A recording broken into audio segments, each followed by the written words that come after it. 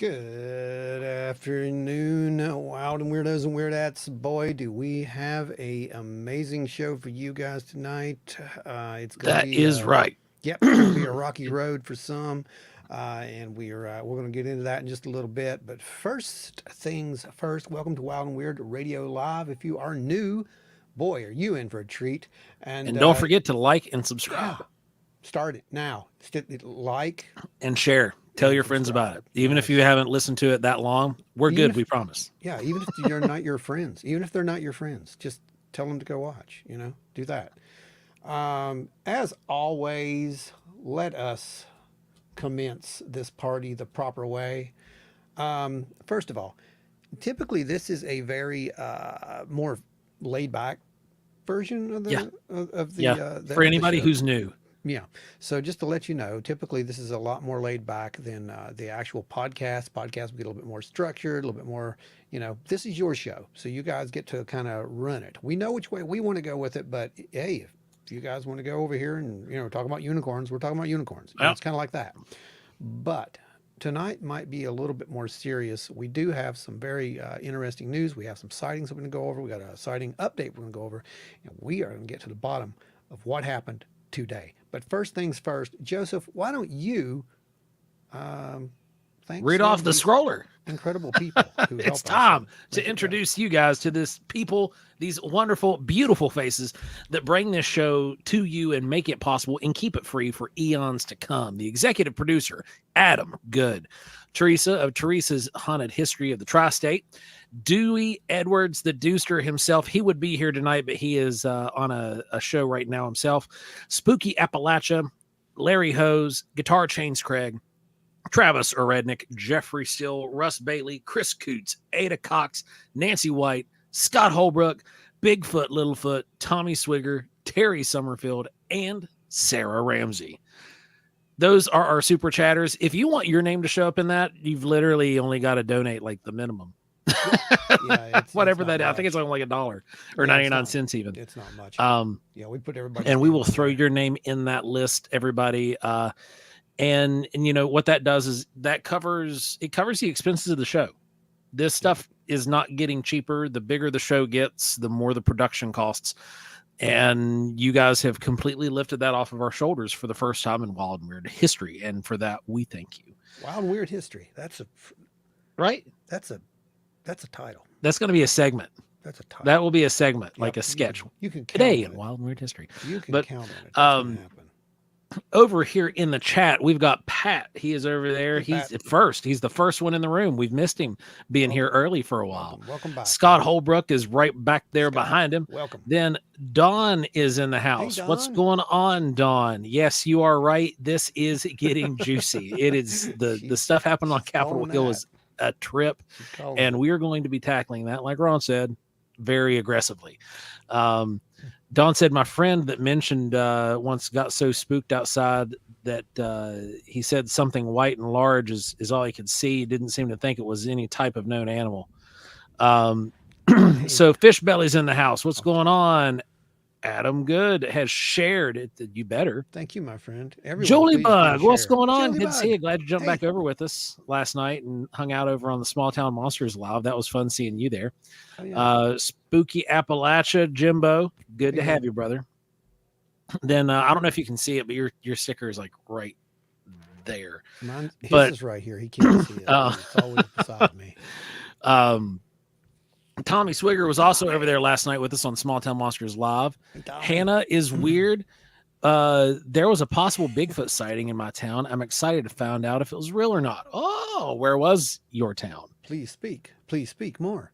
Jeremiah Byron, what's going Jeremiah. on? How you What doing, in the buddy? world? You might want to hang out for this because once we get in the first little bit out of the way, I had a Bigfoot sighting that we're going to be talking about tonight. We sat on it for a little bit, and Dipper is back. Yes. I thought that's who that was. Oh, then we got Larry Hose. What's going on? Hey all, Facebook user, I'm here. Let's go see Hey, who the all. Facebook user is. Hey, Facebook user. Sorry about that. I should have muted the microphone, but I'm not on the right screen to do that. You know, when there's little buttons where we can just kind of queue up Who stuff. is Facebook? Brandon Vincent Megan is there, and then Brandy Allen is also here. Glenn Adkins is also in the house Glenn over Adkins. in Facebook land. What's going on, guys? Our brother is here. Lisa Beard, what's going on, Lisa? Then we've got, let's see. Oh, Lisa Beard. Whoa, summoning the Sky Daddy out the gate. Already summoning the Sky Daddy. Wow. Let it rain.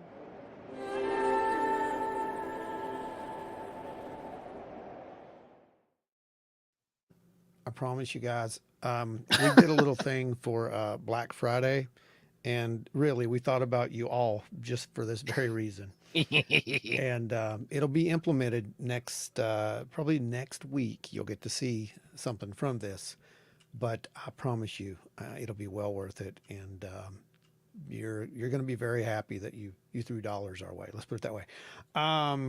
So Hannah says it's in Western PA, small town called Tarentum, and it was in the woods by the freeway. Don't know if there was any pictures, but there was supposed sighting in those woods. That is very cool. Okay.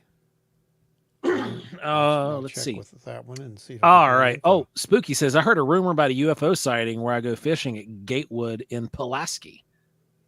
Okay. Well, I believe that. Oh, it's Anita over there in Facebook user land. Gonna try to fix this so you can see me. Lisa Beard, yeah, you're right. Over in Western PA, that's not far from you at all. Did you you guys hear anything out that way?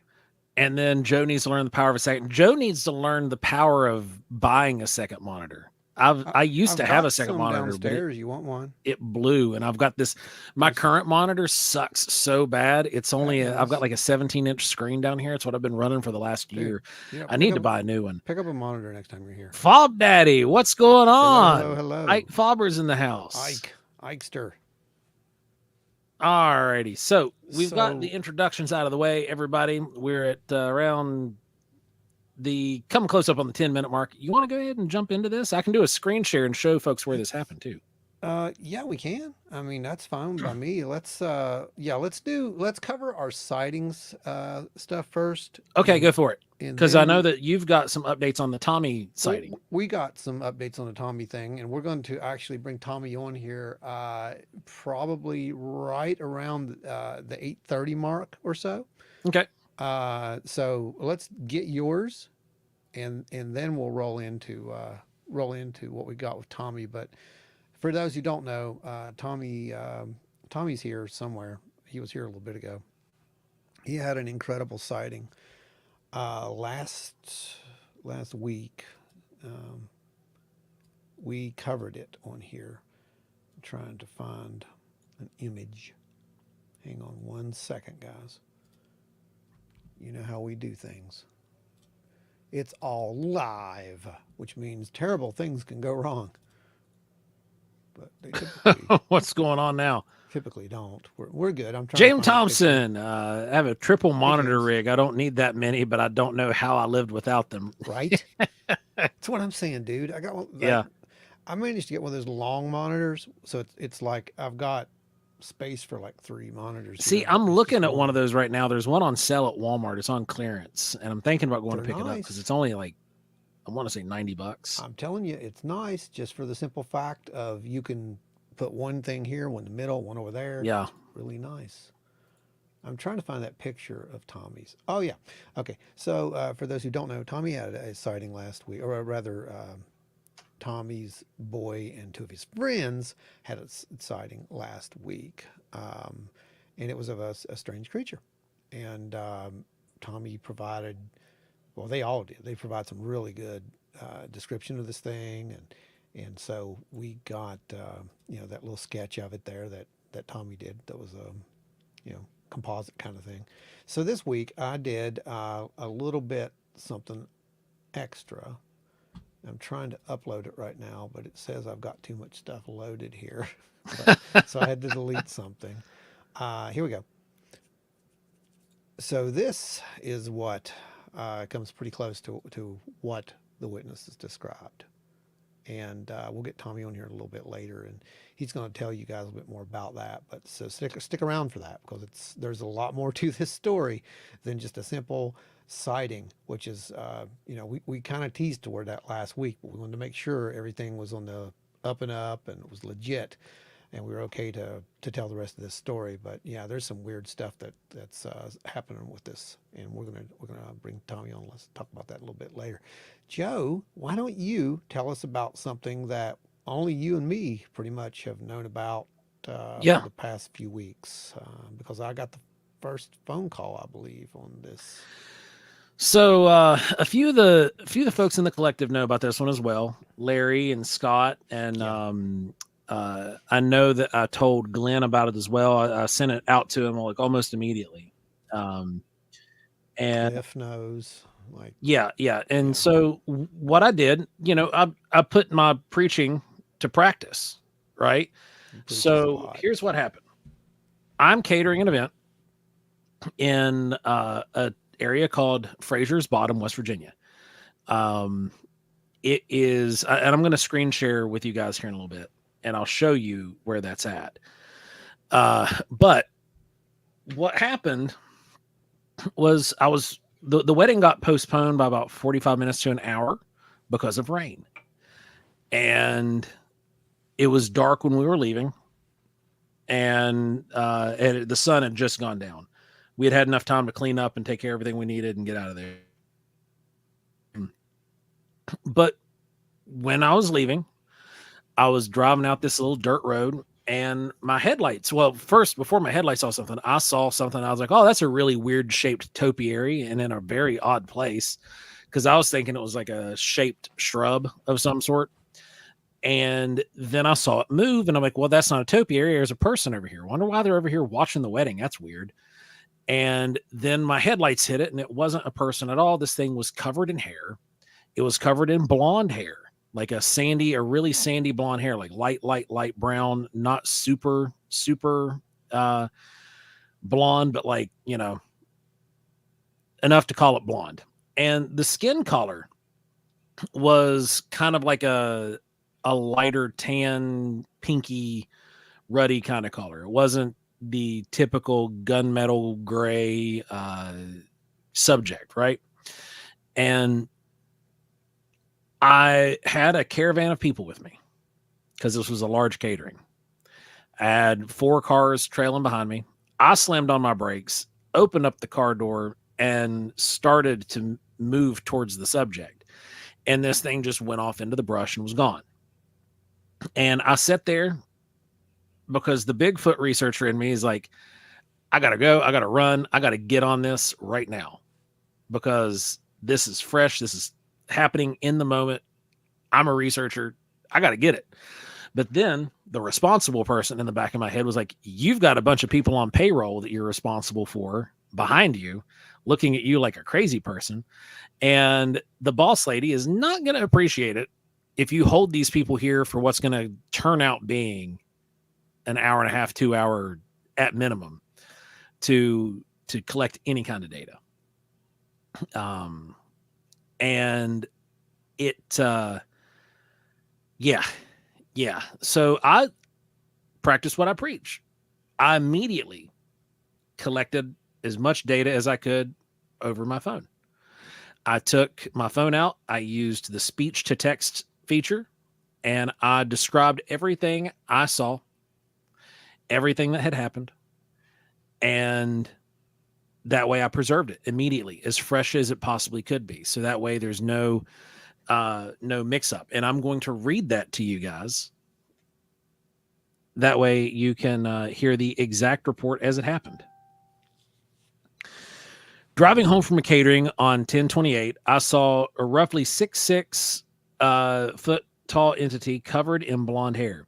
Head was more rounded. Skin tone was dirty tan with a little bit of pinky red mixed in. Partially could be due to the temperature because it was around 40 degrees that night. The hair was damp from the light rain and was mostly in the 5 to 7 inch in length range. Creature stood still until my headlights hit it. Once my headlights hit it and I began to slow down and open the door, it abruptly turned and started walking deeper into the brush. I had a very clear gate or clear view of its gait as well as its left hand. The hand was shaped like ours, but the thumb was further back than some of the track casts show. However, the fingers were thinner than I had imagined. The sighting occurred approximately 15 till 7. The sun had already set over the mountaintop, and we were well into dusk. The sky was overcast, minimal lighting other than the headlights, but enough to be able to walk around. My assumption is that this thing was attracted to the area due to the odor from the wedding or the outdoor wedding and the odor from the catering, the lights from the DJ, and the sound from the music. The direction that it was facing was towards the wedding. The wedding was providing plenty of ambient light to be able to walk around and move on the outskirts of the wedding. After I stopped the vehicle and opened the door, the creature started walking deeper into the brush, and I was unable to follow because I was heading off a team of heading off the catering team. I'm trying to this speech to text is not a complete science, so I'm making sense of even what I spoke. Then I was unable to do any kind of post investigation. All of the land is private and marked. This is an edit that was added a couple of days later. All of the land is private and marked. The landowners were reached out to. Permission was given for a proper investigation, but only after hunting season.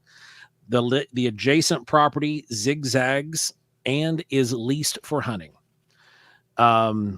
So that's why we decided to set on it a little bit longer and see what happens, and then share this with you guys because we can't get out there to go do anything. We tried to get out there. Julie Bug asked, when did it happen? It was 10/28. Then let's see. I'm trying to go back and look at all the comments through here. Adam Good said, "That's my dude. I live next to Fraser's Bottom." Anita Allen, we had one that the caller was that caller and was club-footed, and just south of us in North Carolina, Tennessee area. I was able to track reports of it going north through Ohio into Michigan and west cross country into Colorado, then to Canada. Wow. It spanned about 60 years, so I wonder if they might be akin to an albinism. Is so rare. This doesn't look like, Ron and I have worked with animals pretty extensively. This didn't appear like albinism. Now the collar and the clubfoot, that's hard to tell. But yeah, I said, you man, you keep a giant net in your truck. I know, right? I need to keep a giant net in the truck. You said this thing was more of a sandy blonde. Yeah, I described collar, it as the hair collar was like my son's hair collar. Yeah. And it was about, it was kind of long. The left hand, I saw as it was walking, I saw the left hand go back, and I could see its thumb, here's my hand, right? Yeah. If you were to chop my thumb off my hand, move it to the interior a little bit and down to where it started, maybe right here, this part of my thumb was about an inch back, and it was more towards the interior. This thing would be grabbing things like this for the most part. The way the hand was positioned. Because when it walked, its thumb was like this, in the back of its hand. That's how it appeared. I could see the thumb clearly because it created a shadow on the palm. It was really, really, really interesting. I wish I could have, I wish I was alone. I wish I didn't have a catering team with me and this was just like a drop service, but I had a whole crew with me and I couldn't do anything. Had I been alone, I'd have been out there till God knows when. It would have been forever, I'm sure. Then she said, was it Bigfoot shaped with blonde hair or cousin-it shaped? That's a cousin-it question. Shaped. Like fuzzy, or could you make out actual shape, like shoulders? No, yeah, oh yeah, I could. The head set up higher on the shoulders. Okay. This was again. It was about 6.5 foot roughly. It was a little bit taller than me. Similar build. It had a little bit of a belly. And did I look at its eyes? No, what I saw of it, like when my truck hit it, probably would have been like that much of the face, because the other part of his face was facing the wedding. The way I came up the road, it was facing the wedding, and so it would have been at this angle whenever I was driving this way. So I only saw part of what the face looked like. And the face did look more akin to what it looked like, the little one that I saw a long time ago, just blonde. Right. But yeah, it was very a bit, no, like a belly, like, you know, fat man here. Um, like it wasn't like a pregnant belly. This was more of like just a, you know, it eats a lot of stuff belly. But it was still had that kind of a muscular linebackery sort of build. It wasn't defined muscles. Again, it was more, like I said, linebackery. The arms were odd. It kind of like had Popeye arms, Yeah. where the forearm muscles were bigger than the biceps area. Um, so it's yeah. Anita said dad bod. Yeah, kind of like dad bod. And it was one of those things where you know, I was just, again, the hand. I'm gonna sculpt the hand eventually, Yeah. Yeah. and that way we have a physical representation of that I can actually show you guys. But to give you all, let's see, I'm gonna do a screen share. Let's see. Do I hit the present button? For a screen share? Yeah. I think you hit the present button and then you'll be showed the choices of what. Oh yeah. Okay, that's it. Yeah. Extra camera, slides, screen share. Yeah. Okay.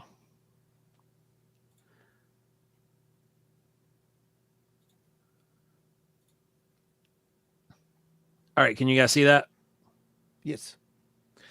Alrighty. So this is our Google Earth project. And as you can see, there's a bunch there in West Virginia. Go down here. Oh, you tell me it's trying to freeze up on me? Looks like it. Huh. Google Earth is freezing up. Anyway, it's this one right here. Yeah, we see that red marker there. Let's see. We're going to try to refresh it. Yeah, try refreshing it. Finding the Trackway said, "Hi there, Joe and Ron." Well, hello. Hello, hello. All right, here we go. We're going to try this again. Go ahead. So that dot is where the wedding was. Now, this is a highway bypass. It's not heavily trafficked. It's basically was built for Toyota manufacturing to be able to move vehicles. Can you guys hear me all right? We can hear you, but we don't see the image. There's no oh, I'm going to have to go. Let me go back to screen share again. Yeah, you got to share again. Sorry about that. It's all good. I did not know it did that. Alrighty. There we go. So that red dot is where it took place. You can see the highway right here. And that is just a small highway. It's 4 lanes is all it is all the way across. And we're out here. This is where the wedding venue was, that cabin. Yeah. And when I drove out, the thing was standing right in that area. So I came out here. So this thing would have been standing in this area. Wow. But you can look and see how woods, yeah. All the forest that's here. You got this massive chain of forest that goes all the way down, unbroken. And, all the way down. You know, we were talking about this last night on the Small Town Monsters thing that we did there with Aaron. And, you know, I mean, there's a lot of woods out there.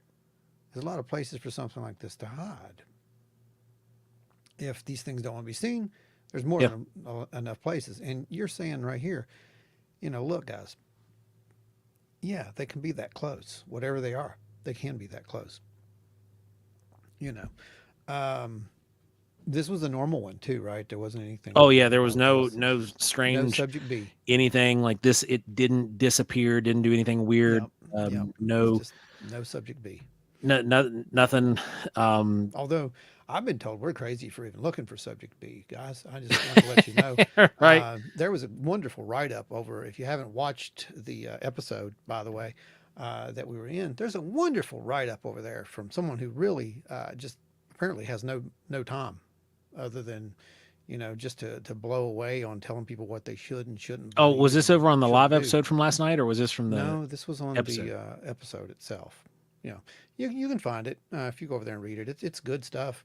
They basically just told us that we need to get out of the research mindset. Well, I'm sorry, Oh, because I saw that one. that's what we do. And if that offends Yeah. anyone out there, we're proud to be called researchers because we are researchers. We've done it for years. Research means you go through books, you go through accounts, you talk to witnesses, and you Compare go out there. data, compare and you compare notes. data. You use the scientific That's right. method, That's right. and you use it to prove out everything it possibly could be before Yep. you settle on anything unknown. Yep. But it's okay because they tell us that it's 100% an animal and we need to stop looking for anything else. And, come on, do better. I mean, we're not I looking. like that. We're I not like looking that for challenge. technically anything else while we're out there. We just have Looking our for equipment anything. on. So if something else happens, we What can do we get catch it? sidetracked because let's face it, just like we said in that video, Bigfooting is pretty boring. It's just a good Yeah. time out in the woods. Well, And the you know, reason we you're take sitting out those- there with nothing happening for hours and hours and hours at a time, the majority of the time. So if you get something pinging off on another piece of equipment, well, let's go track that for a Well, little bit the reason we because do you know, that though is because Ron Moorhead validated to us what we kind of always already Yeah. started to figure out, and that is you're going to catch stuff when you're not looking for it. Yeah. And if I have that equipment and it may not even be turned on, but I have it in my backpack, and if we start hearing something or or if one piece is turned on, well, I'm turning the other stuff on for multiple validation too. And if we can catch multiple data sets, that's what it's all about for us. yeah, finding the trackway says, oh, traditionalist versus what may be out there. Yeah, and we're out there looking for everything, you know. Yeah. When you go out and you're doing Bigfoot research, there's a whole lot that happens in the forest that has nothing to do with Bigfoot research. Coincidence? I don't know. Yeah. And if you're not there collecting the data, if you don't have the equipment, you'll never collect it. But Pat mentioned that there's multiple wildlife management areas out there. That long north to south vertical chain of mountains is mostly wildlife management area. As I started zooming out, you could just see how much of that was all uncut. That's where a lot of it is. And then it even jumps across the highway as well. I'd love to explore that map to find sightings near me. Well, just say when. We can make that happen. Yeah, we can make that happen.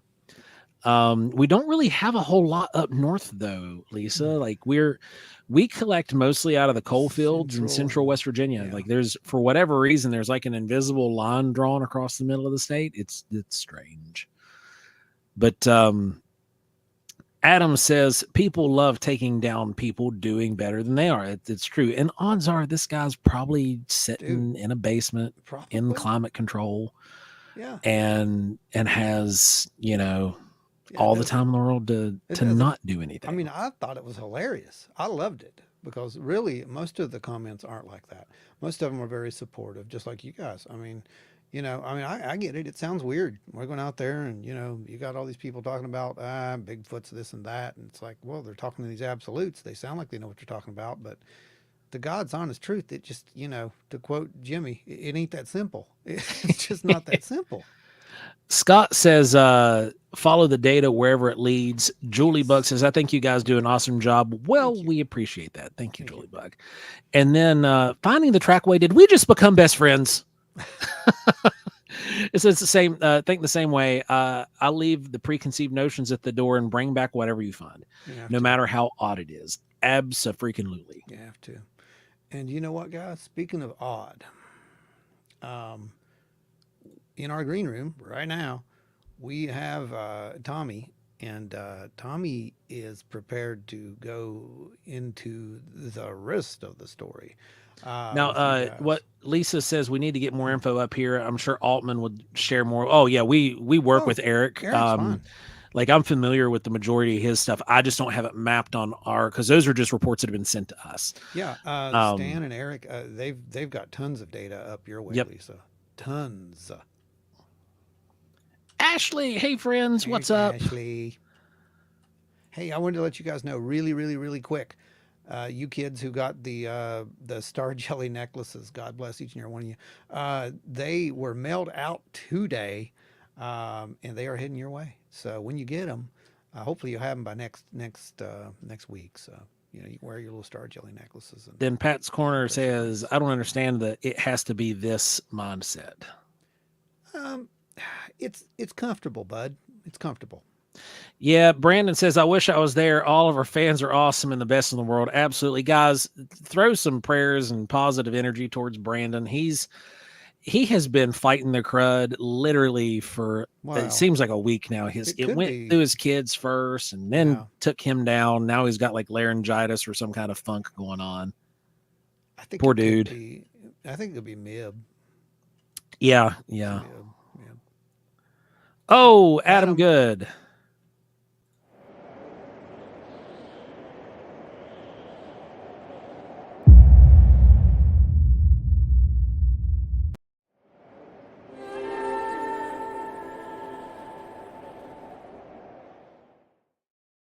Those just make me happy. If those don't make you happy, there's something wrong with you. Um, okay. Chasing the poltergeist at his house. Oh gosh. Oh yeah, she's talking about Eric, obviously. Eric. Oh God, yeah. Oh yeah, he's got some. There's some weird stuff up there. Yeah, you guys are awesome. Adam, thank you, thank you, thank you. Thank you, Ron, my friend. that is all. Ron. Unless you guys have questions about the Bigfoot stuff, and we can come back to that later if we need to. Um, I believe we got somebody on deck. Yeah, we do. You want to go ahead and bring Tommy in Well, guys, we have got Tommy Swigger back joining us again. for an update? Welcome to the show, Tommy. Hi guys, nice to see Hey, you. there's no lag. Yeah, great. Yeah, we What's had going on, buddy? Good That's to talk awesome. see you again, man. good seeing you guys too. And that's a amazing encounter you had, Joe. That, that's pretty Dude, awesome. it was you don't know how hard it was to sit on it Yeah, as long as we have because we were going to try to get out there. And we are after hunting season, but because the way they have that land lease locked up, like once hunting season's over, so basically January We gotta 1st, wait. unless they do some kind of special permit seasons again, like they did last year. yeah, Um, I'll be able to get out there and set up a date with them, and then me and Ron can drag all the equipment there you go. I mean, because we it's probably won't be anything, but we can at least get on site, do some yeah, we'll get on the site. We'll be recreations. able to check it out and look for possible like. I mean, you see Yeah, how vast that land is. it's massive. But Yeah, just to be able to get some pictures and set up like a recreation, that's really what I want to do. You know, one day we'll have a LiDAR drone. I know, right? One day. Really, technically, all we need to do is get the LiDAR equipment and we can strap it to an existing drone There you go. because we already have a couple. We could do that. Yeah. Yeah. Um, all right, let's see. Tommy, last week you came on and you told us of an account. And that was an amazing account. For you guys who did not see that, there's actually a summary of that Yeah. account now up on the YouTube, up on our channel. And there's a full write up over on the Did you website as load well. the drawing up in here, Ron? It is loaded. It's there at the bottom. It says Recreation 1. It's right above the timer. Right. I'm not. I might have to go out and back in It's on to that overlays. side. Hold on. Yeah, it's on overlays. Here, I can pull it up. There we go. There you go. So this is Yeah, pretty it finally close. it just showed up for me. It was because I was already sitting in the menu. Okay. So this thing's pretty close. This rendition was pretty close, is what you were saying, right, Tommy? yeah, absolutely. It gave the kid chills whenever I showed it to him. He could only hold the phone, and he was kind of shaking. He's like, "Man," he said, "he nailed it. That's dead on." Okay. And you did an amazing job with the recreation, and we couldn't ask for a better input on this creature. Yeah. Well, I had an idea of what you were kind of describing there, and um, I based it off of your sketches, and you guys were pretty good with your descriptions of this thing, and then follow up the subsequent where we had the little bit of the bend in the leg, and this thing just looks. I Like mean, Sky Daddy?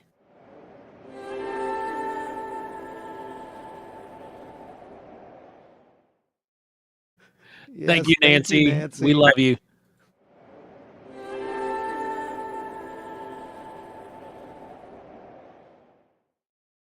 You Is got a there twofer. Is there a show that does? I just wonder if there's a show that actually can change gears. Like, we're going downhill, and then oh wait, then we got to shift. Wait, we got to be serious for a second. No, wait, we're back into lunacy. No, wait, we're back to serious. So I love it. Wouldn't have any other way. But Tommy, that thing has very weird legs. And as I was making this thing, um, I put it right over top where you were standing. and Yeah. and you can see that in the video. Like, I'll do a fade, and it actually shows how I put that in and drew this thing out. um i'm I'm blown away by what this allegedly looked like at this point. Okay, as I was making that, I'm like, well, this can't be right. And then you said it was, but then again, that happens a lot. There's some people who call me an intuitive artist. I'm not even sure what that means, but I can kind of see things as you describe them pretty well. I guess it's what is it? The crime scene recreators and whatnot. It's kind of like what they do, probably. But we talked more about this, and we actually talked more about this last week. We just couldn't say a lot yet because it had not been completely validated, right? Yes, sir. Um, there was some strange activity that took place following this, right? Oh yeah, yeah. There was definitely some weird, strange things going on around this holler You in want town. to, Now, you want to, what town is the closest that this took place? Brandy's yeah, asking. Middleburn, West Virginia is the closest town. Okay. okay. Let me delete this. I'm going to pop up another picture here, and I want you to tell us what we're looking at. All right. Um, The strange thing to me was whenever we were talking Dan's accounts, and he was talking about all the sightings happening close to the high power lines. It never really dawned on me, but there was a high power line within a couple hundred yards where the sighting yeah, it was was. a couple So hundred kind of, yards. Yeah. yeah, kind of connects, the dots. It seems like maybe these things, travel those, or they're there for a different reason. And Well, this is I one of Stan's things. He's always said that these occur around these high voltage power areas. And what's really funny about that, if you go back and watch the Wineberry documentation, there's definitely high voltage power lines Yeah. in the area. Not only is that, they are there where Beth had the original sighting years before. Yes, and cell towers. Yeah. So here, this is you kind of showing where this thing stood, right?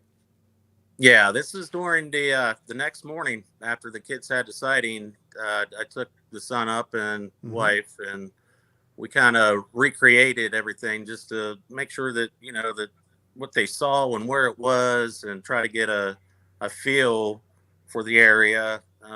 Try to get a better description of how tall this thing was and what its movements was, and uh, that's basically what we did was just go over and make sure that we had you know all the evidence that we could possibly get for the next morning.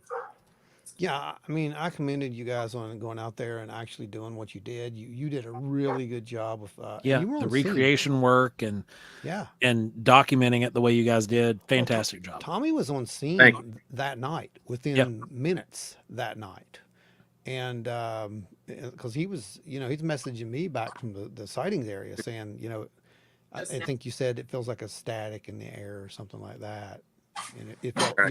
eerie, and there was a weird static feel. Yeah, definitely. It had the creepy vibe, and without the power lines. Thank you, Derek. Hmm.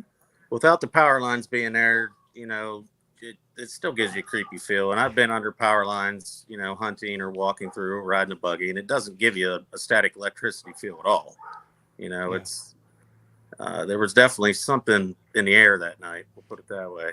Well, the next morning you said it felt normal. It's normal could Yeah, be, right? it felt normal the next morning. There wasn't anything that was spooky or static electricity feel or anything eerie.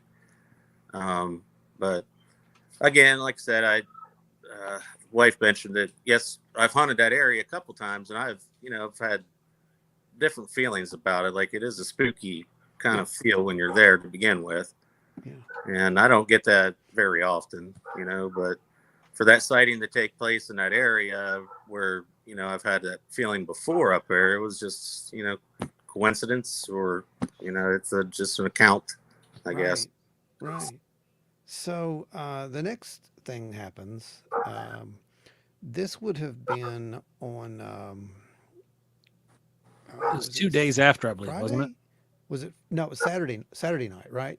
Yeah. That, yeah, Saturday night, we were at dinner after after CryptidCon, and we had several of our friends there with us. Boone was there, I believe, and Tommy, or not Tommy, I'm sorry, Larry, Larry and Larry, Scott Larry and Scott. and Boone. Yeah. So they were all there, and I start getting this text from Tommy, and I'm like, what in the world? And he's telling me that there's these helicopters that have been flying over the area today. I'm like, oh, okay. Well, he did one better. He got pictures of He them. got pictures of them. And Those are yeah, military helicopters. there's the Blackhawks. Yep. That's what those are. Now, Tommy, we get a lot of air traffic around here too, but I live beside an airport, so that's common. But I crap. will tell you this: typically, I don't see a formation of Blackhawks around here. Not typically. How often do you see formations of Blackhawks in that area? Uh, maybe maybe twice a year, something like that. We'll have a Chinook or a If that. Blackhawk fly over. It's usually in a different pattern. They never Yeah, go. they're usually flying from Right. northern Virginia to Charleston. So Right. they're going a different direction. Yeah, yeah. These helicopters in this picture and the video too that I took of them, Yeah, they there was a were. video. It was maybe 4 or 5 times that day, and last night, to be honest with you, They they were were back last night too. flying. So Brandon just asked, did they zigzag over the area? And I think you did kind of answer that just now, that they had flown over the area multiple times. Yeah, and they're still doing it. Yeah. And So, And Pat brings up, could they be on maneuvers? It's possible. It's kind You of can't odd. rule it out, but there's a lot of other strange stuff going on along with it. So the other strange stuff. You wanna discuss that now? sure. After the sighting, and it was a couple days later, my daughter and her we'll call him husband, son-in-law, basically. He seen 3 flatbed trucks. He didn't give a real good description of the semi trucks that were hauling the flatbeds. He was more interested in what they were carrying, and he also seen 3 armored vehicles going through town. The flatbeds had what he called was a gun safe look, but huge. and they were chained down. So there were 3 individual trucks, 3 individual gun safes with armored vehicles in the area, which that is just, that never happens. So we have this in conjunction with strange maneuvers that are taking place now, in conjunction with this sighting of whatever the kids seen, right? Yeah. Yeah. So, How you many know, coincidences is that for anyone it's who's a lot keeping of track? coincidences. That's what I was just getting ready to say. Is it a coincidence or is it all put together? Yeah. I believe that it's put together, that something, somebody seen something, or knew something that we knew, and they were quite interested in it. I'll tell So you What Lisa said. That's exactly what I told you the night that It is the night came that it through. happened. I It was said like, it sounded exactly like does that Kecksburg. And I was sound like, I agree. Because, and then the days after, we're seeing Blackhawks go over. We're seeing, it's not common. Blackhawks, it's one thing. Like, we live in an area that's now we went from being a cargo air wing lift to being a tactical air wing. So we do have these helicopters that will frequent the area. We do have fighters that frequent the area now. But armored vehicles with flatbed trucks packing God knows what, traveling deep up a holler, that's not normal. No. You've lived there how long? And that's never happened. 20 years. 20 years and never seen that before. So, right. Yep. You might see your occasional Humvee or something with troops coming down from Moundsville or something through town, probably going to Parkersburg or something, but training, never nothing like this. It's just too much of a coincidence, to mishap it and just toss it off to the side, basically. I'll tell you, man, it's like I said, this case just keeps getting more out there, and it just draws you in. It's like, Yeah. what is going on here? But I just wish there was more witnesses around the area that would come forward, to if somebody had seen something similar to this thing, or even seen the military presence in town, to come forward and make a report about it. Just validates everything and ties everything together. That would be huge. So yeah, well, hopefully, so you can get someone to do just that. Lisa asked where was the closest base, and that would be Charleston, West Virginia. CRW up there at the Air Guard, right? That's the Air National Guard and the Army National Guard joint base right there. Yeah. In Charleston, up at Chuck Yeager Airport. Yeah. And that is a full-time military installation. It's not your typical guard base. It is a full-time installation. Oh, yeah. Well, they do have Blackhawks up there. They do. And that's what I was saying. Like, we've gotten used to kind of seeing them around here because they switched from a tactical air wing or from a air wing lift to a tactical air wing. So now in the last few years, they've brought in fighters and some more, assault-driven aircraft. Just like last night, I've ridden in plenty of Blackhawks. I was in Iraq back in 2005 and 2006, and I know the sound of them. Yeah. And that's what the sound was last night. It wasn't like Life Flight or any other helicopter. Right. Yeah, they have a very distinct thump thump thump thump thump thump thump thump sound. Yeah, they're very unmistakable. Is what they are. Yeah. And like Schnooks too. It's like Same riding thing, a coaster. Yeah. Well, I don't know, guys. I don't know what you guys out there think.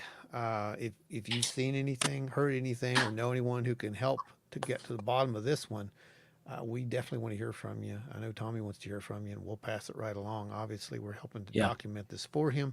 We have a full write-up over on the site with it. Dewey. The Deuster made it. Sorry you're late. Hey, yeah, man, you were working. You ain't got to be sorry, brother.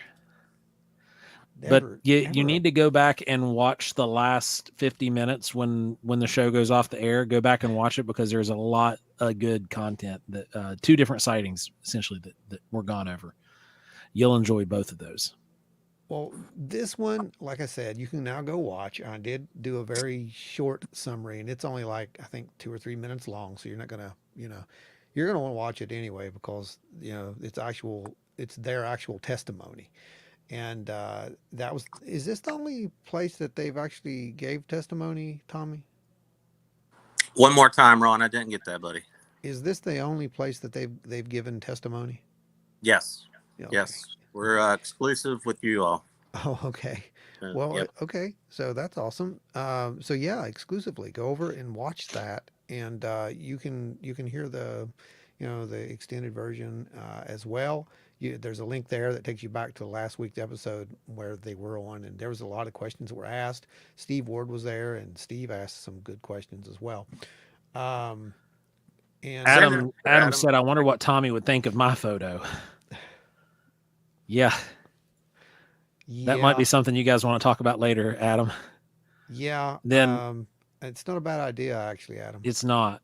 And then Martin Robbins said a C-130 circled Clarksburg twice yesterday. Chinook went over about 2 weeks ago. Yeah, I mean, you're up there near Martinsburg, and you've got another Air Force base up there in Martinsburg, and they've got 130s, 17s, and they just got rid of their Galaxies. I think they got rid of their Galaxies like 4 or 5 years ago. I would say this, though. As far as the Black Hawk activity goes, Tommy, to me, I don't think that's very normal just to be flying over a wooded area over and over again. Not like that. What do you think, Joe? I mean, you've been. Oh, what? I'm sorry. I was reading comments to see which ones to throw up. What'd you just say? The whole Black Hawk thing. Is it common for that to happen? Like just okay, so repeatedly? It's common depending on where you live. Like where I live on a designated route, right? So at least once a week, and for me, it was yesterday, we have Blackhawks fly over, and normally they're in formations of anywhere 3 to 5. And so for me, it's normal. But you can almost set your calendar by it. Right. That's the thing. Different. Yeah. Like they're designated routes. They're ran year round because the mountains, specifically here in West Virginia, the mountains we live in, and Tommy, you can attest to this. When you're flying through this region, the flight patterns through this region are very similar to the flight patterns that they're going to be flying around in the sandbox. So we're perfect terrain to fly these drills. Be it C-130s, C-17s, Blackhawks, Chinooks, anything like that. That's our terrain is perfect for that. And but they have certain designated areas. The 119 corridor is probably the hottest, and you live nowhere near it because that's south of me and Ron. And then my area ties into the 119 corridor. And what they'll do is they go down the 119 corridor, cut up, circle over my area, and then fly back towards Charleston. And that's their route. And it's like I said, you can almost set your calendar by it. It's every 5 to 6 days. And like I always take out the boys because I know it's coming, and I can hear them coming from forever away, and they fly over low, like they're scraping the treetops low. Yeah. And there was one time they got used to over the summer seeing me and the boys come out and look at him, that he flipped one up on its side and you could actually see the pilot wave at him. The kids flipped out. And, but it's one of these things where you know which direction they're coming from. You know what direction they're going to. It is a very predictable movement because they are flying drills. You are not seeing this type of activity. This was a once, maybe in a blue moon kind of scenario for you where one will fly over, and it's not unheard of that they would take a random new route, but it's really, they're going to stick to a pattern. There's a reason pattern exists. They have a set route they're supposed to fly. They're not going to deviate from that much. Yeah, but my problem is that this happened multiple times during the day. Right. And they're like flying a loop. That's not normal. Normally it is just a buzz over. They're here and they're gone. You don't see them forever. Right. But this was just continuous. It was, most of the afternoon to the evening. And And last night, it was late last night. It was probably 10:30, 11 o'clock. Oh, And wow. And it's rare that they run night That is drills. rare. Like that is a thing they do. Yep. They'll do night drills. I've been flying in the night drills myself in a 130 where you're going to be in the bird, and they've got a certain area. You got somebody with a spotlight sitting out on top of the mountain, and they turn the spotlight on. And if you don't fly through that spotlight within a 5-second window, you got to repeat the drill. But that's something, again, you would be used to. Yeah. Because that's a set course. You would see Yeah. that. Yeah. yeah, So I don't know, Tommy. I mean, like I said, this is a very interesting. It's a very active case. I am not sure what's going on up in your area. It's is weird, anyone- and there's a lot of coincidental stuff going yeah, on. there's a lot of weird stuff going on. Like I had told you, I had talked to Stan earlier this week. According to him, and it's kind of goes along with what we think, but he has the data that says what we think is probably true. Things are on the uptick. We have seen a massive increase in UAP activity and high strangeness kind of phenomena taking place literally since somewhere around the end of summer. And it's typically, according to Stan, things kind of die off as we get into colder months. And we've seen that too. We don't get as many reports in the colder months, and we think that's mainly because a lot of our people are. Yeah, people just aren't out in the cold They're not months. It's only outside. weirdos like us. Yeah, exactly. So typically they fall off, but that's not what's happening this time. And now we're getting all these reports of, Yeah. strange sightings, weird stuff. I'm not even going to talk about because we're going to get Stan on here in a couple weeks. He wants to come on, and so I'm going to let him address some of that stuff himself. But I can tell you, orbs, that's a common thing at this point. Yeah. Now, Lisa brings up that the flatbeds are the key. They would never bring them out for maneuvers. And she's right. That's not something that you're going to see them pull out for maneuvers. Yeah. They're unneeded. And if they have something like that, what I was talking about, the big spotlight, that's always brought out and it's sitting in the back of a truck bed, not like a flatbed truck, but it's in like a regular Ford F-150 bed, and there's somebody sitting in a seat with the spotlight. Yeah. So I don't know what's going on, like I said, but we're going to keep watching and kind of taking everything into consideration. Let's put it that way. That's why I had you just about every time, something happens up there to let me know. And you have let me know that there was something weird that happened in conjunction possibly with some of this stuff a couple of nights ago, right? yeah, yep. And, I plan on starting, if I hear them again, the Yes. helicopters or see anything weird, I'll take the data and write it down and make a note of it, and for sure be sharing it with y'all. Absolutely. And we will Much start, like I appreciated. said, we'll document that, of course, and keep a running log over there. That way everyone can keep up with your case and the transparency of the case and what exactly is going on, because we really don't know what's going on. Let me make this really clear. I want to make this really clear right now. We are not claiming that this was an alien. We are not claiming that this was a crash retrieval. We are not claiming that this is some covert government operation going in and scooping up something and taking it out. Could it be? Absolutely. Right? It I mean, absolutely could be. But yeah. it is highly unlikely that is what's happening. But given today's what was I going to try to say here? Kerfluffle. Yeah. Given the interesting things that have transpired within the past 48 hours, I would not and cannot just be a cat and knock that off the table, Tommy. There's definitely a possibility that something has happened. And if it were to happen, big if, capital if, it were to happen, that is the kind of procedure I would imagine that would take place. Yeah. Wouldn't you think, Joe? Oh, absolutely. Very look at what we quiet. have to base it off of from the past. Yeah, very Flatwoods, quiet. Kecksburg. Yeah. It's very similar model. Except they're more quiet now, I think. Right. I think They don't can- make a peep. They're just in and out. Yep, So in and out. Fishbelly asked, were they flying past or were they in a search pattern when they were flying over? Were they flying out in a grid or were they flying the same kind of pass? they flew in a what I would call an unusual direction, and they kind of made a circle and came back around multiple times. So Okay. it wasn't like they were just going and then they were gone. I mean, I seen They them. came through and made came by. multiple passes. Right. That would be consistent with the grid search, possibly. Yep. Mark Muncie says, I'm getting nearly daily emails from listeners telling us recent sightings. It's crazy. Right, Mark. Finding the trackway. That's the third time I've heard that See? increase comment in the last 2 days. Yep.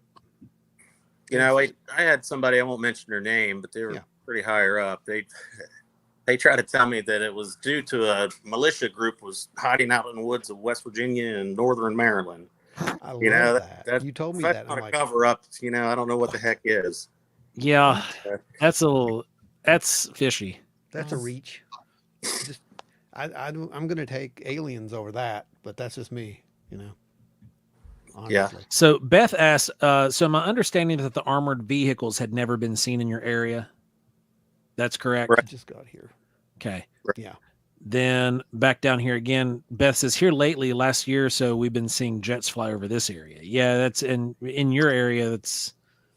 That's right there in flyover territory. So it's you know, it's most likely they're running drills there because you're in that straight line shot with us. I just think we can't just, you know, deny the fact that this happened not before.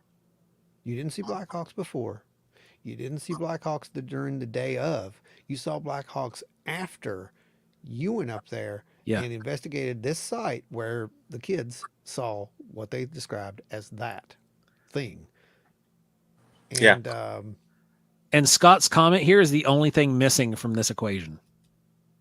Yeah, right. Trucks headed back to Wright-Patterson. Ain't that the truth? Yeah. Well, you never know. I mean, that's honest to goodness. You know, I don't know if I'm sure you guys are familiar with Pratt & Whitney down in Clarksburg. I do believe they're out of, but if helicopters fly out of there or not, you know, I'm not sure. To do, you know, routine missions or whatever you want to call it. Yeah. So, but just the way they flew, I mean, it would be towards Pittsburgh if anything.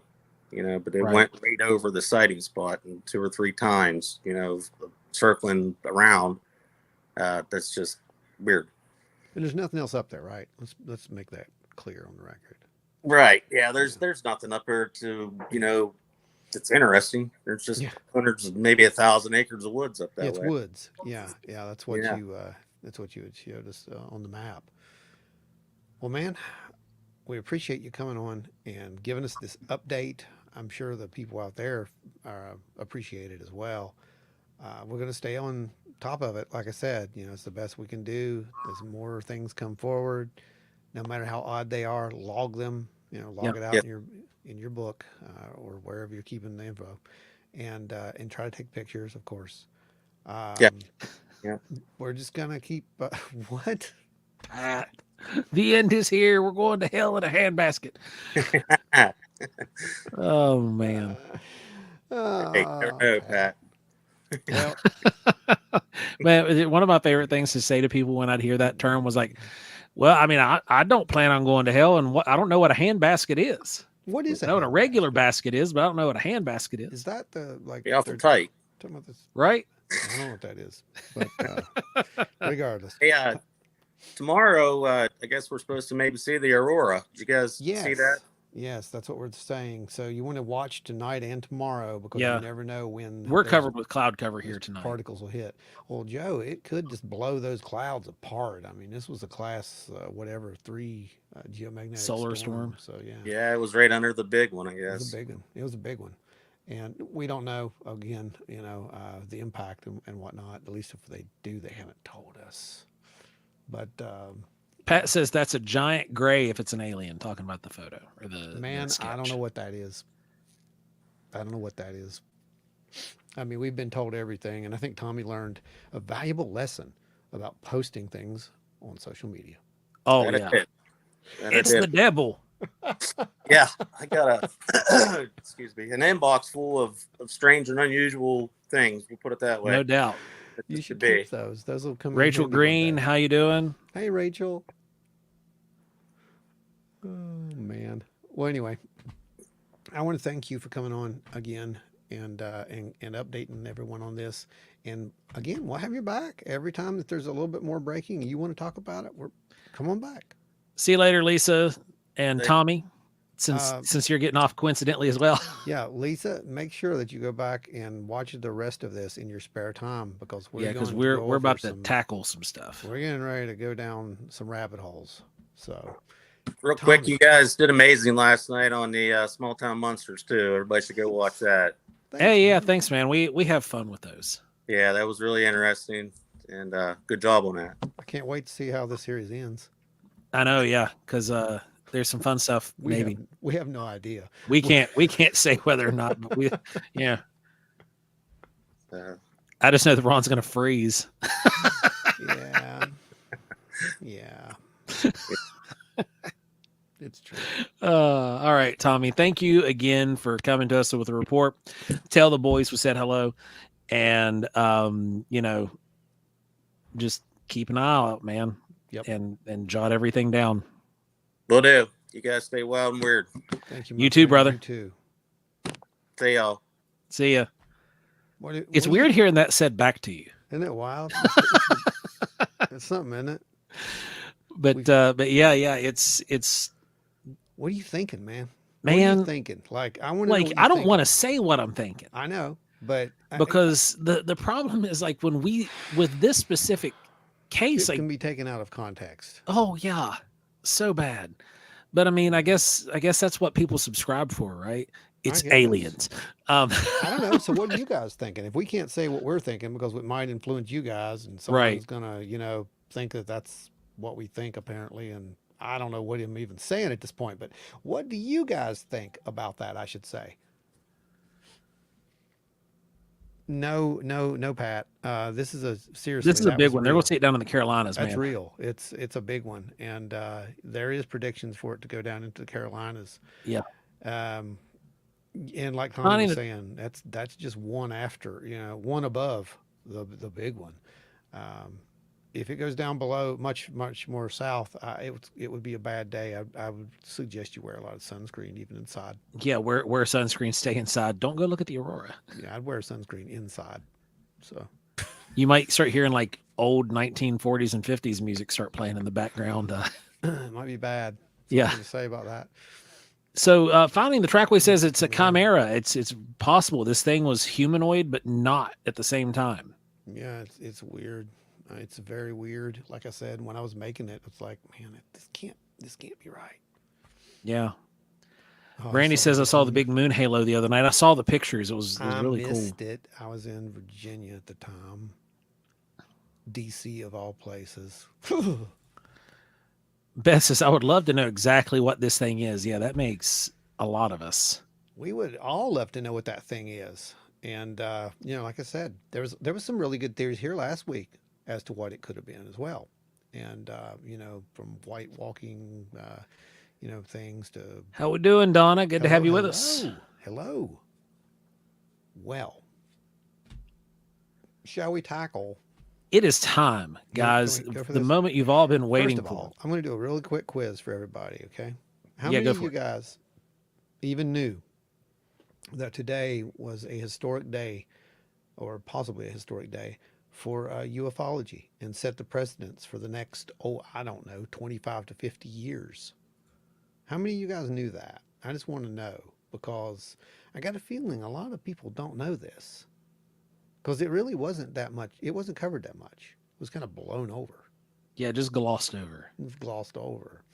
But I will tell you this. I think it's aliens. There you go. There was some stuff done today. There were some bills passed today. There was a bill passed today, I should say, that had some interesting amendments in it. And there was a theory that this was going to be thrown out. Yeah. Well, You ready for clip number one? yeah, why don't we go ahead and play clip number one and let you guys. Well, first, but I want to set up clip number one. This happened because today, before the voting on this, a group of advocates got together and started to kind of pull it apart and tell people what was really going on and how important this legislation really was and it needed Yeah. to be in there. And there was two pieces. There were two amendments that were in this. One's good, one's not so good, and we're going to let you listen to the rest. Clip one. I've studied this issue for quite some time, and honestly, it just kind of fell in my lap up here. I believe our country, at least since 1947, has had a long history of covering this issue up. And this year we were finally able to hold a legitimate hearing in July with credible witnesses who testified under oath to what they'd seen and experienced. The hearing this year faced a lot of pushback from the intelligence community, members of Congress, and of course our friends at the Pentagon. The intelligence community shut down an amendment I tried to include in the FAA reauthorization bill, and it would just require the Federal Aviation Administration to report UAP sightings by commercial pilots to Congress. I was told by the whip that bill was killed by the intelligence community, and I corrected him and I said, "You mean the intelligence committee?" And he said, "No, the intelligence community." Again, they spend a whole hell of a lot of time and effort and money to tell us something exists that does not exist. And so fortunately, another amendment I introduced this year, it was to increase transparency. And honestly, this is what this whole issue is about transparency. On the issue, was included in this year's NDAA Act. It required the Department of Defense to declassify any documents and records relating to publicly known sightings of UAPs or UFOs that do not compromise the national security of the United States. It all comes down to one word, and that word is transparency. I've been briefed on things I can't talk about in public because it's considered classified. But why are we classifying so much about this, especially if the information doesn't jeopardize national security and we have departments telling us that they do not exist? That's a very good question. Right? Don't you think it's a very good question? It's a very good question. You know, why are we spending billions of dollars researching, reverse engineering, and all these other things on something that doesn't exist? Yeah. I mean, it just makes perfect sense to me. And what's really funny about what Tim Burchett kind of stumbled onto, as he says, is he really wasn't interested in this whole UAP thing. It had nothing to do. He didn't care. That wasn't anything. What got him was when he found out about it. He asked a few questions, and he got a door slammed in his face. And then he turned around and he asked another couple of questions, and he got a door slammed in his face. And then more and more of the people that he was working with, more of his constituents, got the same thing. The doors started slamming in their face. This is the surefire way to make someone determined to kick the door in, is to shut it in their face. And why they didn't know this is beyond me. Knocking on the side of my house just now. What? Seriously? Keep a record, Adam. Keep a record, brother. Yeah. Then Bigfoot, Littlefoot, does he have on the same coat as the president in Will Smith's Alien movie back in the day? It kind of looks like it. Pat said he left that Carhartt on just for this briefing. That's how you know he's trustworthy. Exactly. Brandon said, I want a plaid jacket like Luna's. Things keep getting stranger. It's almost like they know things are going to be exposed and the government's gradually put it out there. These things exist.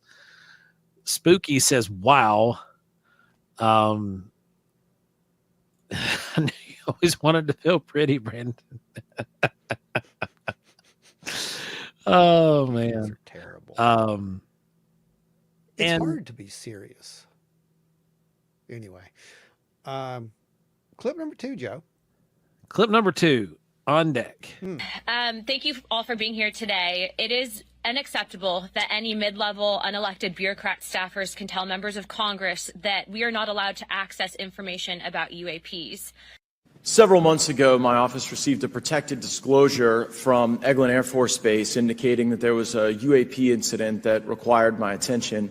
I sought a briefing regarding that episode and brought with me Congressman Burchett and Congresswoman Luna.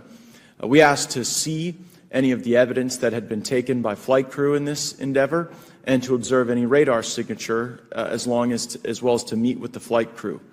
We were not afforded access to all of the flight crew, and initially we were not afforded access to images and to radar. Thereafter, we had a bit of a discussion about how authorities flow in the United States of America, and we did see the image. And we did meet with one member of the flight crew who took the image. The image was of something that I am not able to attach to any human capability, either from the United States or from any of our adversaries. That's a pretty powerful statement that he made. Yeah, it really He repeated is. that statement again today, by the way. That statement was made verbatim, but they extended it. If you recall, they went a little bit longer into that little segment, and detailed some of not what they had seen, but some of the resistance that they were given. Oh yeah. You know, he made it in that setting seem like it was just we had a discussion and then. No, it was a little bit more drawn out than that. Yeah, exactly. So, you know, it's, Tommy says, call Joe Manchin, see what he can do. I mean, he sets up on the hill with those guys, and it might not be a bad idea, Tommy. Yeah, give your, representatives a call and tell them where you stand on the situation. So let me tell you what was going on. We've been told that there was this amendment that was going to be added to this. It was the Schumer amendment, and it was pro disclosure. Yeah. That's what they told us. This was pro disclosure. If this passes, they're going to gradually reveal all this, they're going to open Pandora's box very slowly and let it all out. That's what they told us. But that's not the case at all. What it actually was the Schumer amendment would roll it out over a period of about 25 years, literally modeled after the JFK hearings. That's literally what it was modeled after. Yeah, which for those of you who are not familiar, it's the JFK hearings were supposed to release that information after 60 years. It's still sealed. It's been over 60 years. It's still sealed because there are people that are still alive that were a part of this whole thing. Yeah. What does that tell you? Cover up. Oh, massive.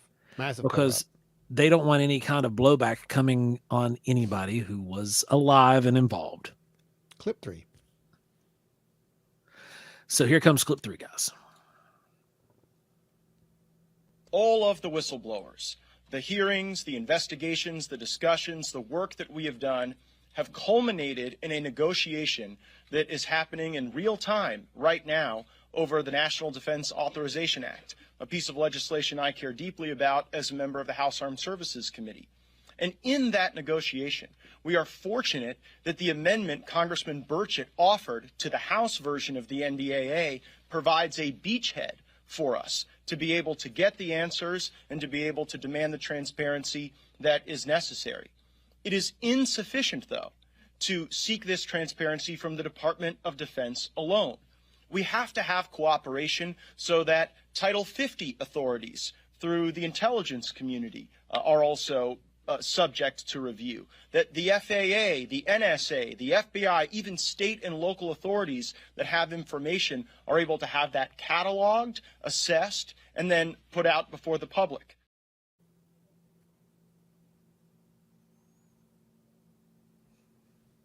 Before the public. Ashley Hill says, so at my day job, I've spoken to people who work for Space Force all the time, and I want to pry so bad. I would too. So, guys, what are you thinking? What are you hearing from this? Because it's not what we wanted to hear, but it's what we expected, unfortunately. Well, I believe there's the golden lining here was that Burchett managed to put in his own amendment, which was Yeah. accepted, The amendment was And- accepted. in his calls for immediate, a much quicker rollout on disclosure. That doesn't step on the toes of national security. Right. That doesn't step on toes of national But security. the problem with that is that definition. Mhm. You know, how much of Sure. that, you know, is just going to be stuff like this, Well, this is you know? it's a good Like- point. How much of that rollout that they're just going to declassify stuff like this? We've already showed it to you. And Exactly. you're not You've joking. seen it. We've showed it to you. But you're not you know joking. it. You're not joking because this was actually one of the things I was reading today on one of the posts over on one of the UAP sites. They were talking about how they believe that what was it? The DoD has a way to essentially take these things down. If it's true or not, we'll see. That's some alleged upcoming revelation that's going to be coming out. But that they have a way to take these things down, and that these things are cloaked and cannot be seen with the naked eye, but can only be seen through thermal and FLIR means. Yep. What does that Which sound coincidentally was what we just showed you. Yeah. And those images are none of that is like national security threat. Right. So it's going to be a bunch of that gets shown. There's so much more. Like, how deep is that catalog? Now, Yeah. Tommy says my deceased uncle was head of security at NIST. The stories that he told me about aliens were straight from NIST in Maryland, and they should start there. Well, I'll tell you this. It's very interesting that we have a day today. We have a day that we're talking about putting actual wordage, the verbiage itself, the verbiage, Disclosure Act into the National Defense. I mean, what? Into a bill? Really? This is insane. We knew it was coming. We just didn't know that it would be this quick. But yeah, the bill did pass today. Just to let you guys know. Yeah. It did pass. It passed 86-11. It was a broad bipartisan vote. Yep. They had believed that this vote would have been held up by several others who wanted to kind of keep it out, but that didn't happen. They didn't vote against it, as far as we know. Well, the problem is They voted for the it. people that are voting for it aren't part of the intelligence community. Yeah, They might be part of the intelligence committee, but the committee and the community are different animals. isn't that the truth? And as mentioned by Burchett in the first clip, Mm-hmm. that these things were blocked by the community. Yep. These are non-elected officials. These important. people are appointed. Many of them are directors and CEOs of these mega corporations like Boeing, like Lockheed, people who work for all these black projects from DARPA, you name it.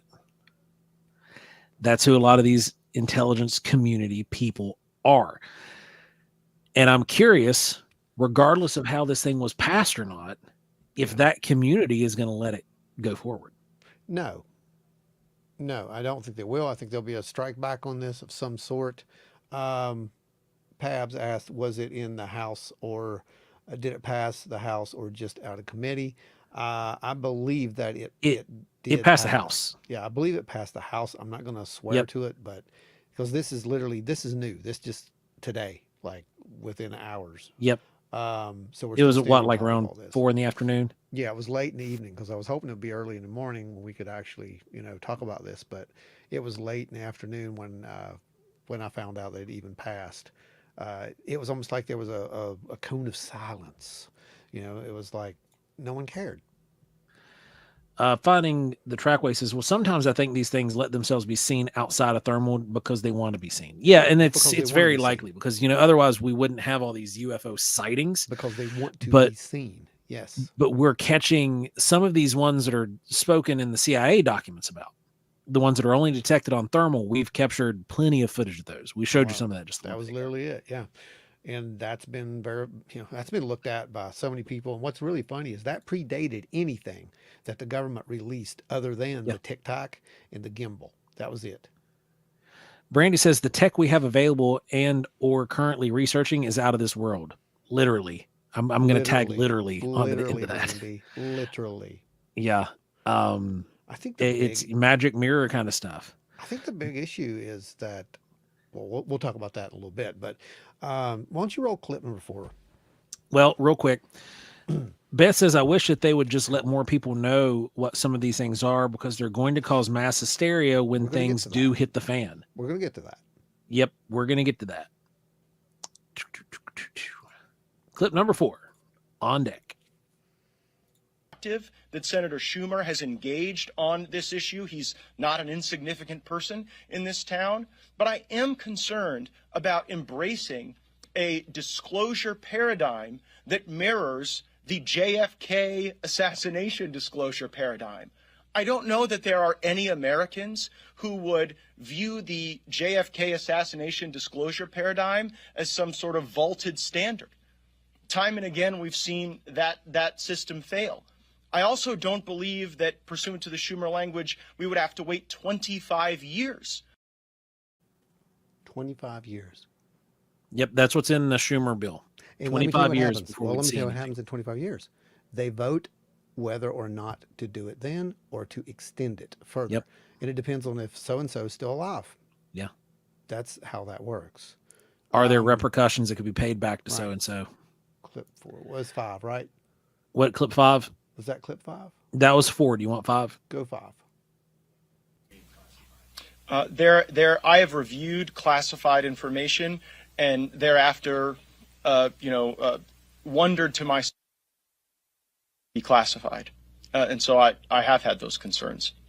I've also, as a member of the Armed Services Committee, seen some radar signatures and other information that even my colleagues who are not on the Armed Services Committee have not been able to see. And that concerns me as well. I think we ought to democratize that information at a minimum throughout the Congress and I think more productively with the American people. We'll take one more. And I was just going to say, I've seen stuff by whistleblowers that you would all be scratching your head. Go ahead, last question. I love Tim Burchett. If there was Like- ever a mic drop, that was the mic drop. Yeah, he just steps in. I'd seen things that will blow your mind and then walks away. Like, Yeah. I'm going to write Tim Burchett a letter. I think we should. I would love to get him on. And like, I want to get a photo of him autographed, and I'm just going to throw it up here in the studio. That would be wonderful. I mean, Because like he is the patron saint of weirdos right now. yeah. Just because he's taken this headlong and from a very good and very authentic position. Well, yeah. I mean, he doesn't like it any more than anyone else does. But, they're finding out that, look, someone is spending a lot of money. And they're saying that there's nothing there. What are we spending it on? That's what he's all about. He doesn't care. These guys don't care if this is aliens. Let's make that clear. Right up. Yeah, he's trying to figure out where all the money's going because we're bleeding money. We're in a recession where inflation's through the nose. Where's all this money going that it's going towards nowhere? Now Pat says it's DOA in the Senate, I'm sure. It's a very good possibility. And then it'll get rewritten and ran through the House again. And God knows if we'll ever make it through. Well, let's think about this. So this was the National Defense Appropriation Act. This is the same thing that was passed last year that they tacked a little amendment on, if you recall. Well, they have to do it every year. Okay, but it's part of their budgeting. This is the third year that a UAP thing has been tacked onto the national. Okay. Last year created Arrow, right? Yep. Was it last year? Created Arrow? I can't remember. 2 years ago. One of them created Arrow. The problem is Arrow, we saw what fiasco that was. So what Arrow they're was more like turd. Well, again, we're trying to say the same thing with this Schumer thing that they want to do, because the slow rollout as they want to do it, it basically limits what can be put out. And not only that, it gives the wording in there that says the president has final say regardless of what the committee says. Yeah. Well, what a great cop out. Right. That's wonderful. But I want to address something that, and I want you guys to pay attention. I want to address something that was released in I forget what the source was. I think it was Newsweek, maybe. Clip 6. Not yet. No, this is not a clip. This was. Oh, it was the real deal, like this.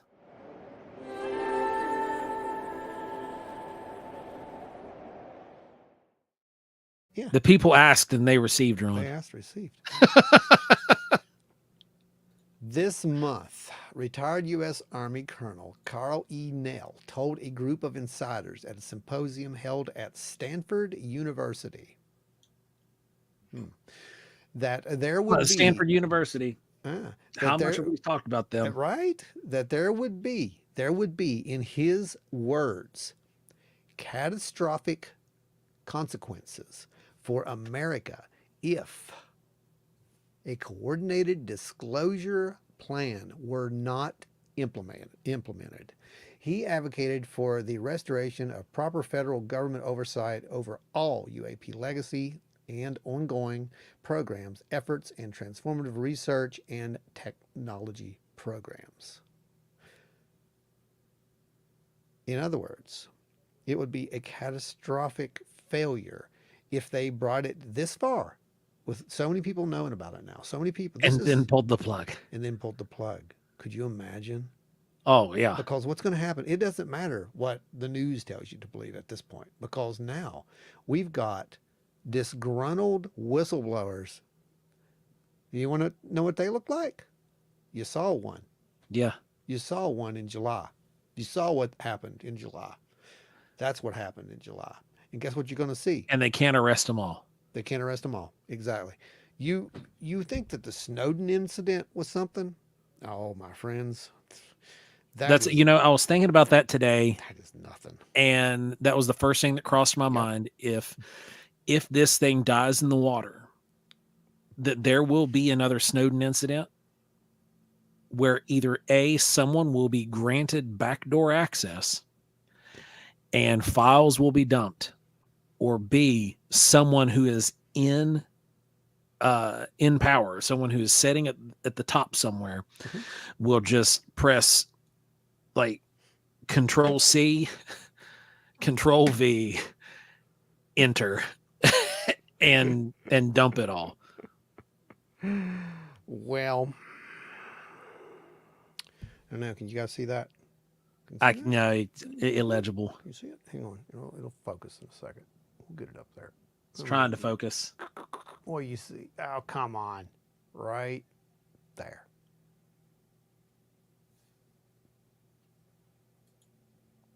See it now? Oh, yes. News Nation, Monday, December the 11th. UFO whistleblower David Grush comes out with a new report. Yeah, that's happening.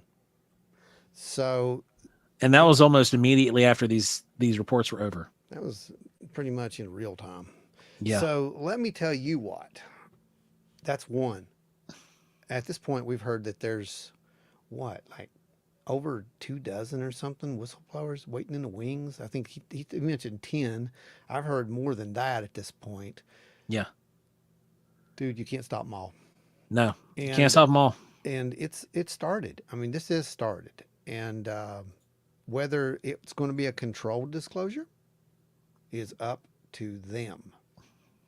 Or if it's going to be mass chaos. If it's mass chaos, the implications are just insane. Yeah. But I think Tucker Carlson made a very good point this week. I know people don't like him, but it really doesn't matter. He is a very strong advocate for the disclosure of this stuff. The data is the data. And exactly. One of the points that he made was that, their whole thing is, oh, if we tell you, it's going to blow your mind and it's going to destroy society and it's going to be terrible and it's going to be so bad and we don't want to scare you. And then he made a very good point. Yeah, he did. Because his immediate step after that was that it's been your business for the last decade or so more than to that. generate Since fear, the Cold War, and terrify everybody. Since the Cold War. Yeah. Since the Cold War, because that sells. Yep. That's how these weapon systems get sold. It is. Through fear, through division, through wars. It's like, oh yeah, we have to have that to defend against this. Yep.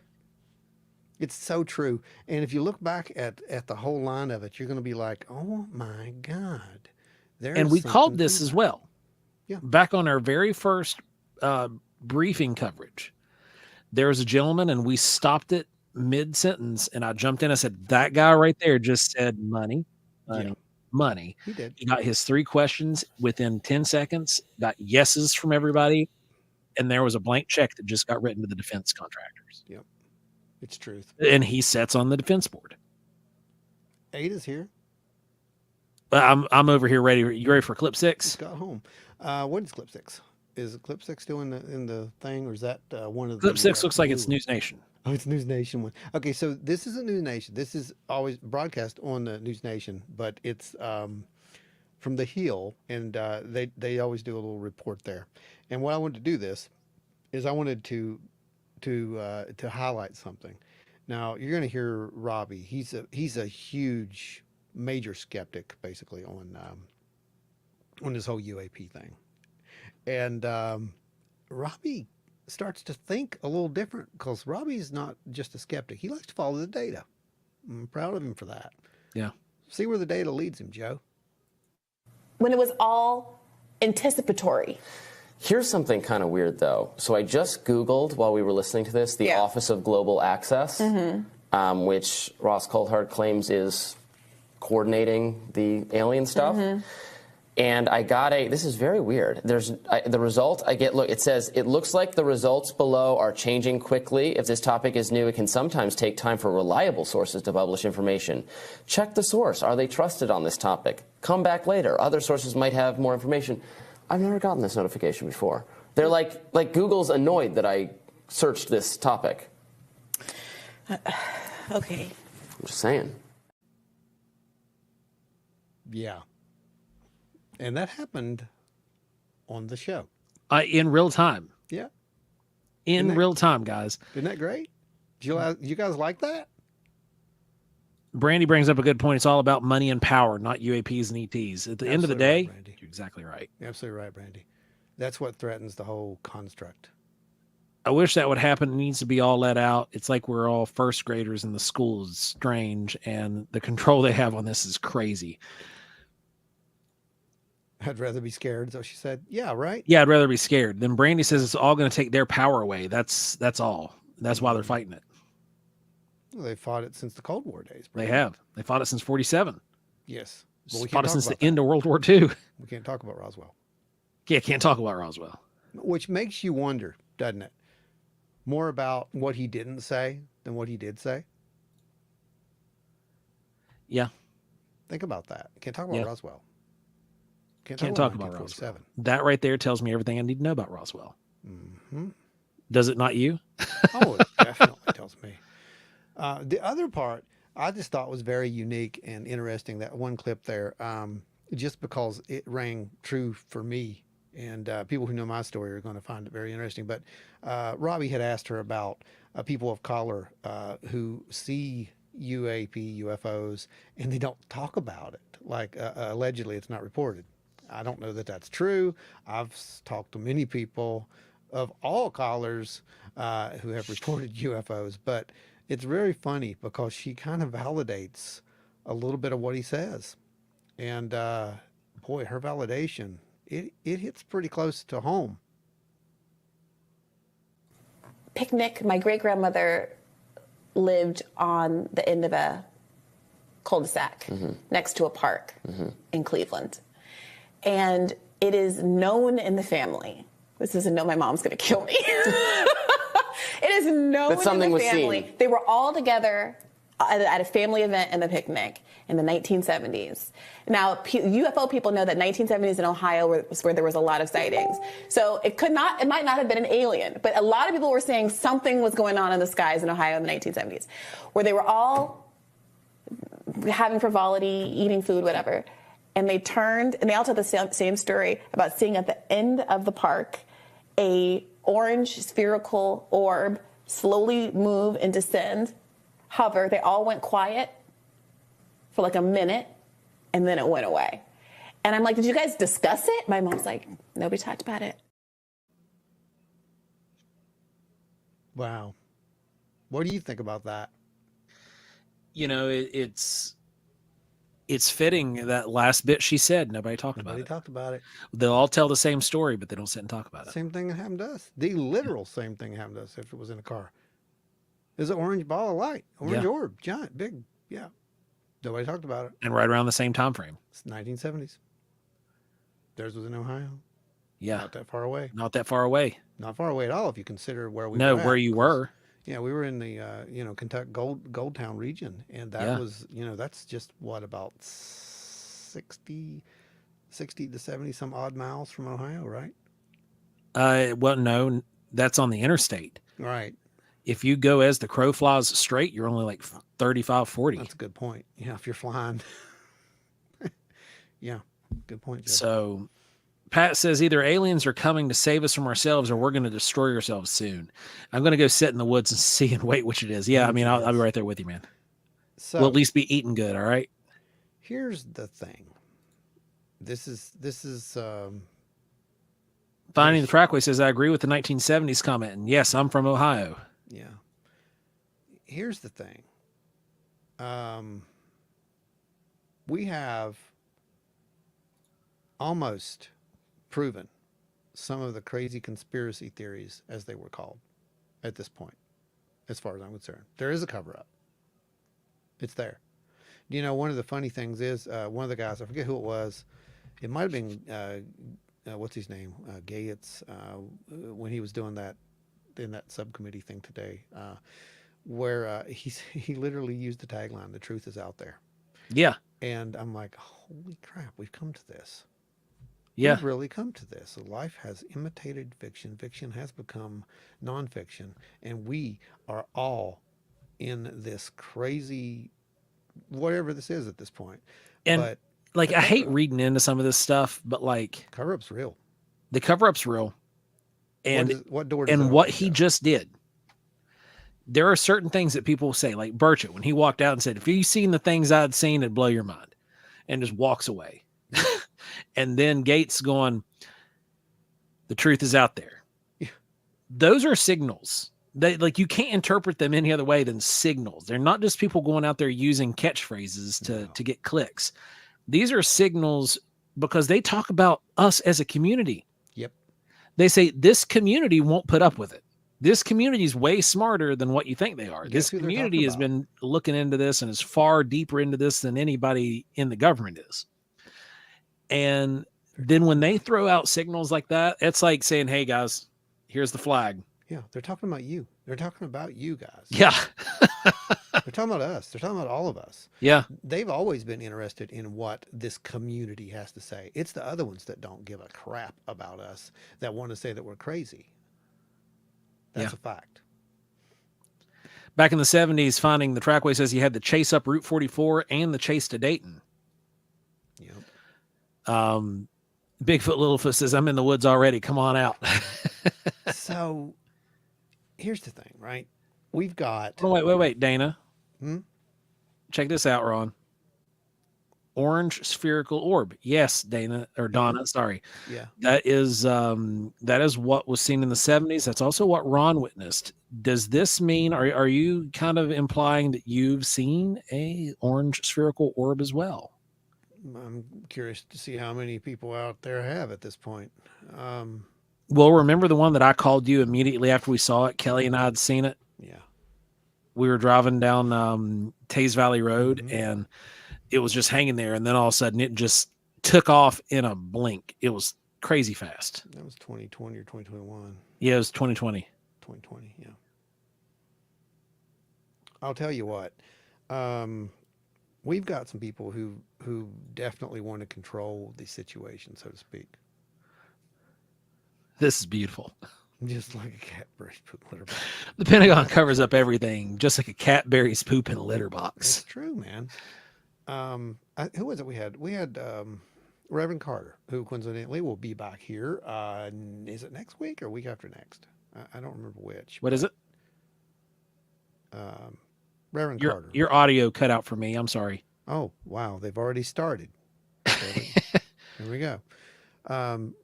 We had Reverend Carter on there at one point, and he was telling us about how, people couldn't possibly ever basically get together because there's this division that that is pretty much implemented. Well, that's kind of what we're seeing. We're kind of seeing that, and I don't really subscribe to the whole there's there's evil aliens and they're working with the government and they're doing all this weird stuff. I don't buy that. I'm sorry, I don't. But we don't need evil aliens, demons, devils when we have these politicians. Yeah, we already got them. No, I'm not being funny. I'm being serious. Yeah. We don't need to label all these evil things, because the evil is really the greed. The evil is really the amount of. It is. I mean, how many billions do you have to have? Right. That's the whole point. How many wars do you got to start to, keep that going? How much, like Burchett was saying, how there was one thing, there was a clip that I was hoping it was going to make it in tonight, but it didn't. So I'm going to reference it. Yeah. Burchett was talking about 0-point energy. And he said that with some of this technology that he has heard about and seen, is that we could heat our houses in the winter and cool them during the summer. We could travel across country at rapid speeds. We would be able to do all of this without fossil fuels. It would be the end of the oil industry. And that's why he thinks there's people fighting and resisting against it, because the technology's there. And that we would be able to be free from all of that, but there's not a war to profiteer off of, and there's not oil to go and take out of the ground when it comes to these non-human intelligences and their hardware. Philip J. Corso. That's all I have to say. Yeah. Now, Donna said, I certainly couldn't talk about mine. I did a few times, but my mother was too scared to let me open up about it, even with her. Guess that was typical of the 60s. Donna, if you do not care, because we collect this type of information, and we want to hear your account, and we won't share it without your permission.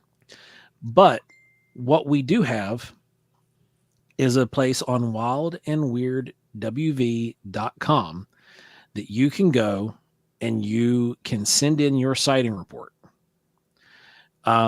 If you want to bypass that and you want to just send it in, you can jump over here to wildandweirdwv@gmail.com. It's scrolling there across the bottom of your screen.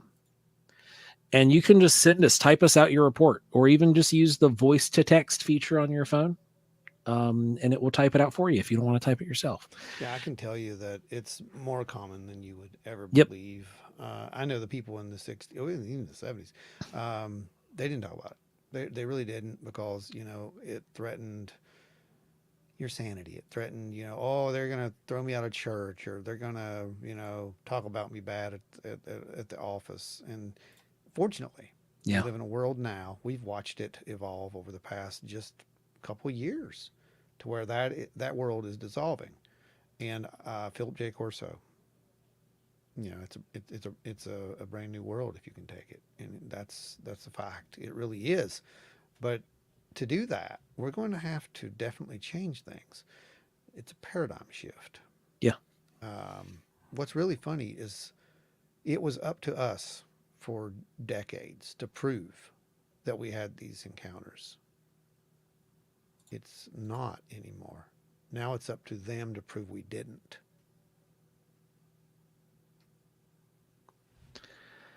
So Julie Bug says, sort of off topic, but have either of you run across any reports of a UFO that hovered above the Tug Valley Country Club near Williamson, West Virginia? Probably somewhere in the 1980s to mid 80s. I have heard I could look into it. Of some Tug Valley sightings from Williamson, but not that particular one over the country club. I'll go through those old newsletters.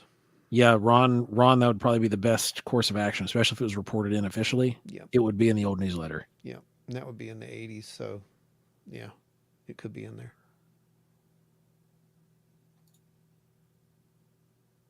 Donna says, I bet I'm not the only one who's seen the orbs, but in what world can you tell people? Automatically, you'll be labeled as schizophrenic if you admit to it. You haven't been around here for long. Not anymore. No, the world has changed a lot at this point. for It's the really better. changing. That's a fact. It really has changed. And these types of sightings, seeing these orbs, is now they're talking about them in Congress. Yeah, they've had 100%. official briefings on these spheres and orbs. I mean, and that is the common, that's the common description now, right? It is an orb. It's not a flying saucer. It's an orb.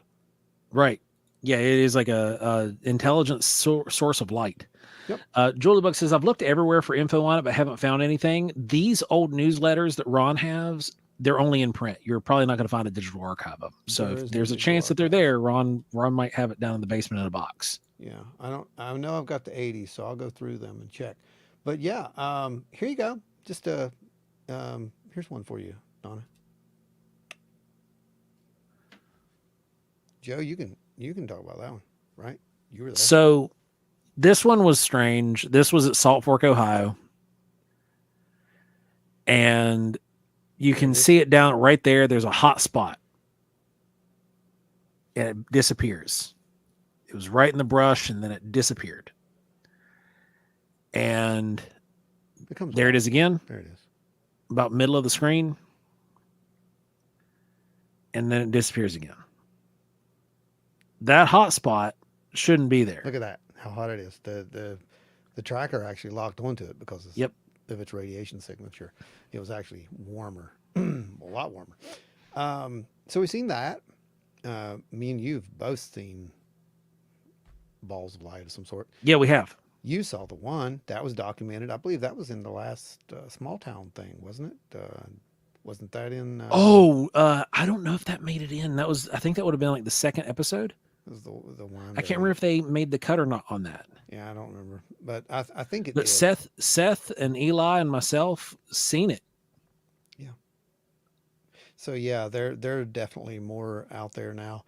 Don was here earlier. Don's seen some strange orb activity that falls right in line with it. And yeah, I agree with you. Just 10 years ago, no, this would have been like, no. But yeah, now it's just everywhere. So Finding the Trackway says, yeah, seen something similar as your video 10 yards away. Mm-hmm. And that's about right.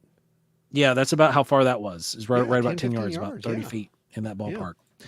Pat says the Phantom Opossum heat signature. That's right. That was the ghost possum. The ghost possum, as we like because to call it. For anybody who's new and didn't know about this yet, like that signature, I saw something moving. Glenn had seen something moving. Ron detected the heat signature.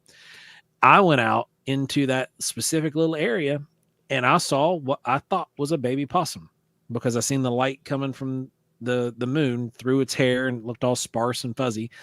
And apparently this thing was like a tribble of some sort and just disappeared and scurried off into the weeds or into the leaves and was gone. I don't know. Definitely was not a possum.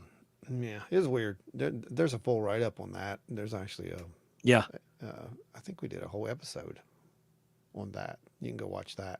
There's all kinds of weird stuff with that too. There was strange UAP activity. There was battery drains. Well, I mean that one of these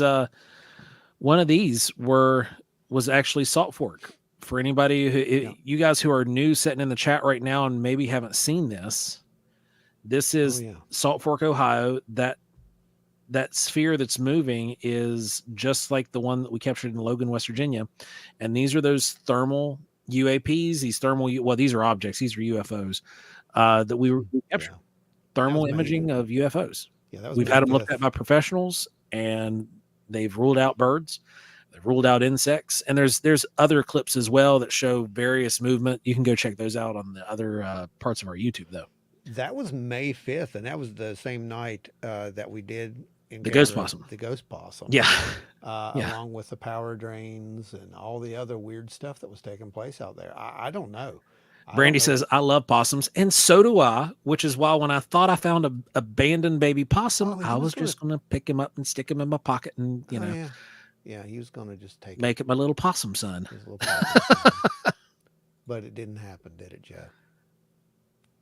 It just didn't. Ashley says, Ohio is a good place to be for you weirdos. Yep. We come up there at least once a year. This year, we're going to be up there on May 3rd and 4th, which just so happens to be Ohio Bigfoot Conference. So if you guys are in the area and want to come out to the Ohio Bigfoot Conference on May 4th, we will be there. And holy crap, the guest speaker lineup's amazing. Oh, it is. Yeah. they're going all out on this one. Now you're saying you hate finding stuff on Facebook later. Conveniently, you can just look us up on YouTube where you're at with us now and go to our channel, and then look under the thumbnails, and you'll be able to find the videos. Because like you said, the search capabilities of Facebook are god awful. No, it's under investigations. It's on the channel. That's where it's at.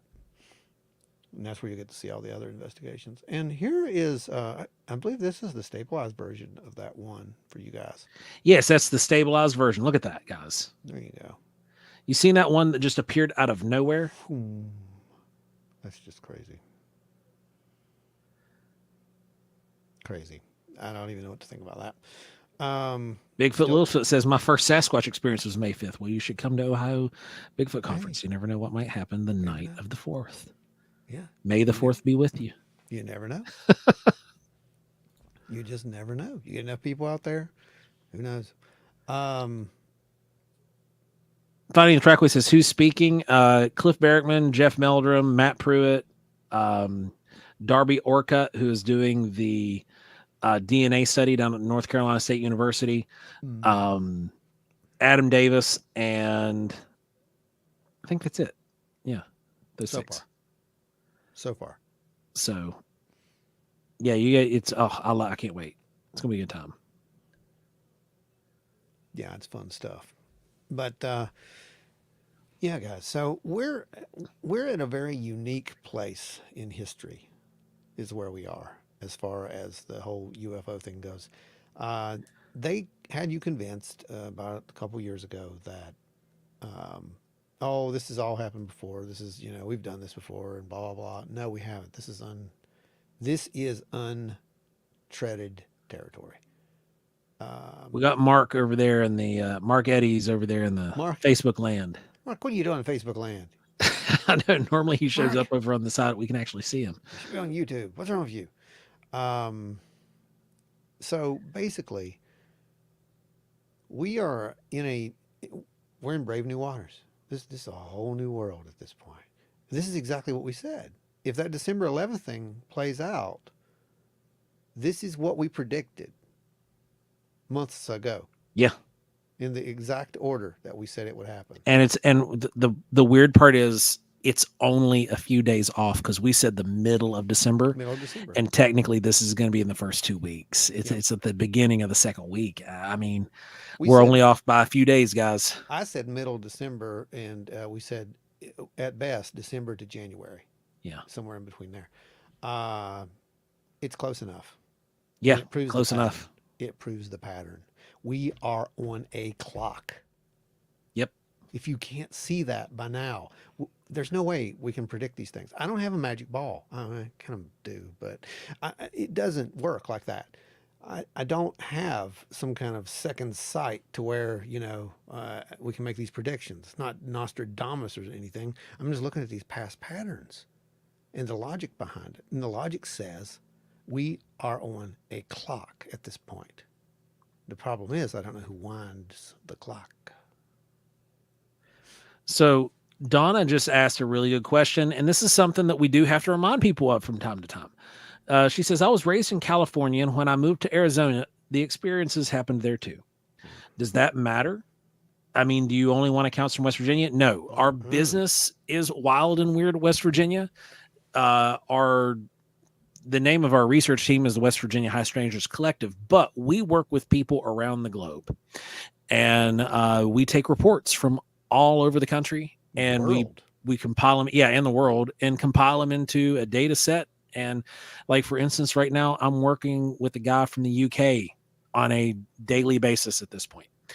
And it's just, that's way off from West Virginia, but we want the data. Our goal as the collective is to compile as much data as possible, so that way we can look for trends. We can look for concurrencies between different events, and we can draw parallels. The more data we have, the closer we get to coming to an answer. We can always at least, accumulate the data and possibly rule things in and out, but it's always good to have all those dots. That's the whole thing.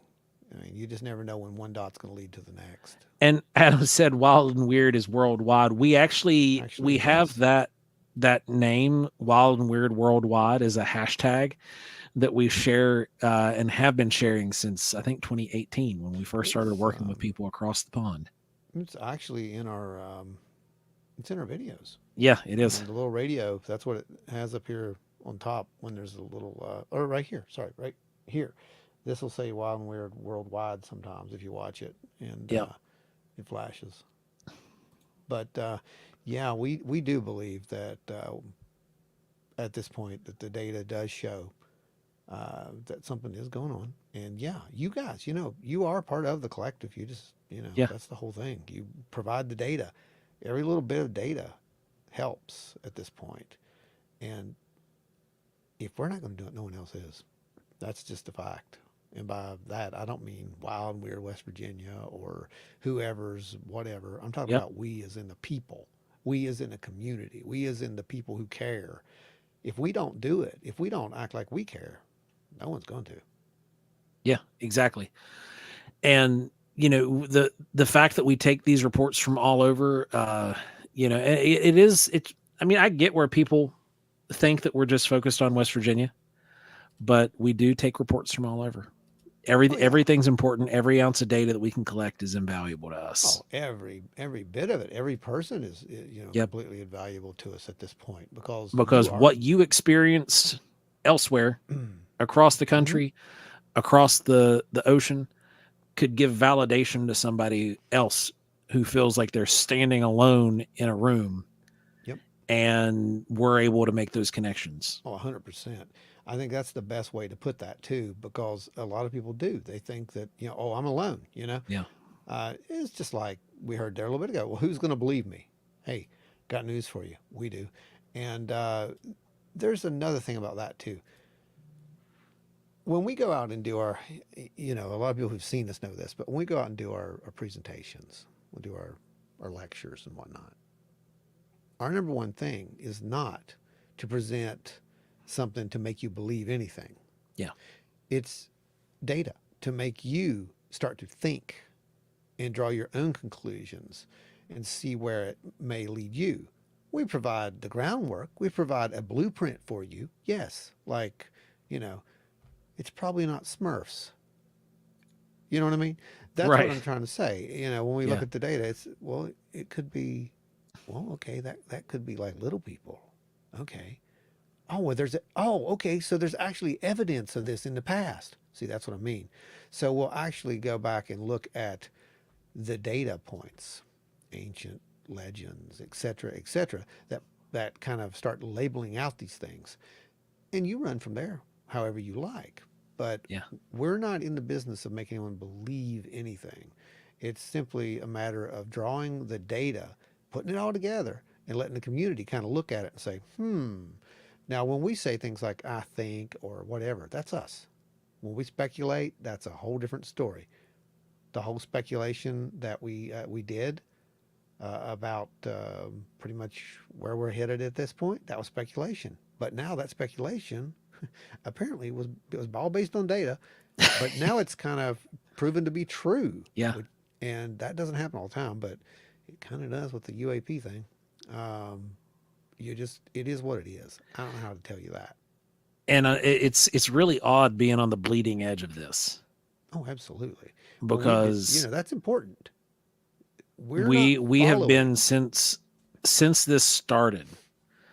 We have been on the bleeding edge and telling you guys what's coming next before it ever happens. Yep. And it's weird. But here we are. So, if you've had any kind of strange encounters, send them in. Oh, yeah. No matter where you're watching from, wildandweirdwv.com, click on the sightings tab, click on the report a sighting tab. It will ask you a series of questions, and then it will send us the email. We will be in touch with you shortly after that. Pat said he wishes they were Smurfs. He's never won anything so much.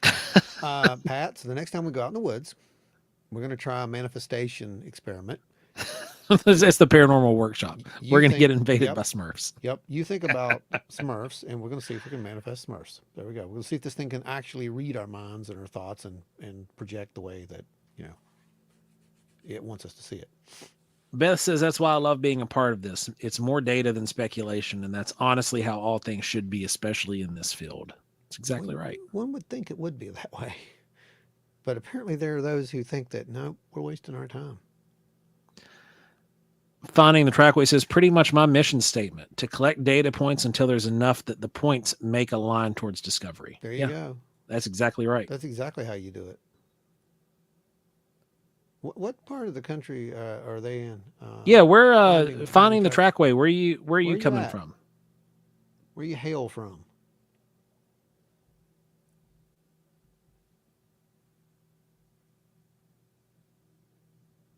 Did you hear about the UAP? It's smurfed. It's all smurfed, man. This whole world. He's got smurfed. the personality to hang out. Yeah. That's for sure.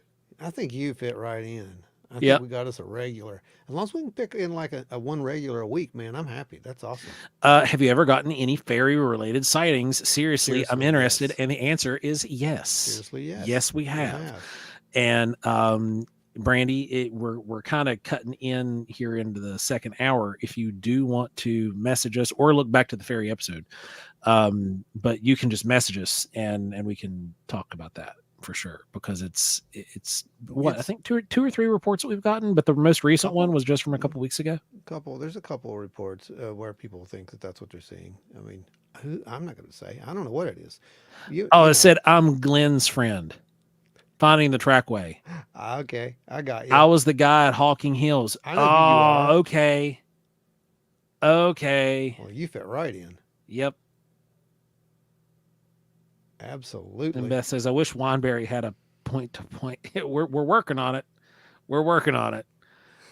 With everything that you're putting in down there and what we're able to snag around and put together too, we're making some connections here, Beth. Let's just say it's going to be a very interesting compendium once it's done. Yeah. And I think there's a lot of people they're going to get some good data from Wineberry. That's what I think. And I think that it happened for a reason. And we're going to do our best to make sure that reason isn't just squandered, so to speak. Yep. Because there's something there. But yeah. What is it? Pat says, I'm pretty sure Beth has Smurfs. Well, we can drag you out there with us next time we go, Pat. You're due for a trip out there anyway. Yeah, we need a cameraman, so there's that. And you did a pretty good job out there. I know Adam's in. Adam will do it.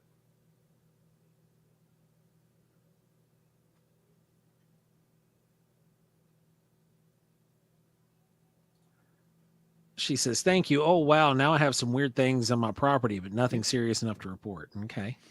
Yeah. And what's really funny about this is a lot of times when, okay, I'll say this. I'm not going to say who it is or anything else, but I will tell you this. I've talked to people who have had encounters after they started to look into this. I'm talking to one right now. You did the same thing. You started having that weird Bigfoot type activity as soon as you moved into your house. About the same time you started like really digging deep into that kind of stuff. Yeah. It was almost like it heard you and said, hey, Yeah. okay, sure, right over here. It did. This happens. This is common. And I do believe that is what the guys who wrote, Skinwalkers of the Pentagon and the search for the hunt for the Skinwalker, whatever it was. That's what they were talking about when they said the, go ahead. Scott. Rain. Coming in from Now. deep. Where's that at? There it is. Where did it go? Come on. Yeah.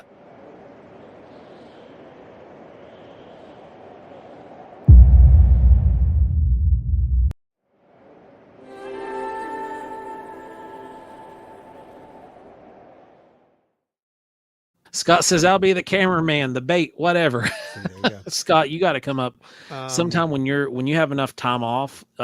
We definitely would love to get you out to Wanbury with us too, man. It's a special I'm place. doing an expedition. We do need to mount an expedition up to Wanbury with Yeah. the full collective crew. Yeah. So the hitchhiker effect. Pat says keeping it free and getting Joe a new monitor. There you go. So it's like the hitchhiker effect thing, right? And we have to wonder about that because I know there's a lot of people took that out of context because when it came out, that whole news of that, it hit the media and the media grabbed it and said, "Oh, it's like a contagion and all this crap." It's like, no, it's not how this works. How it works, in my opinion, is that this is it's a cerebral thing, right? Adam,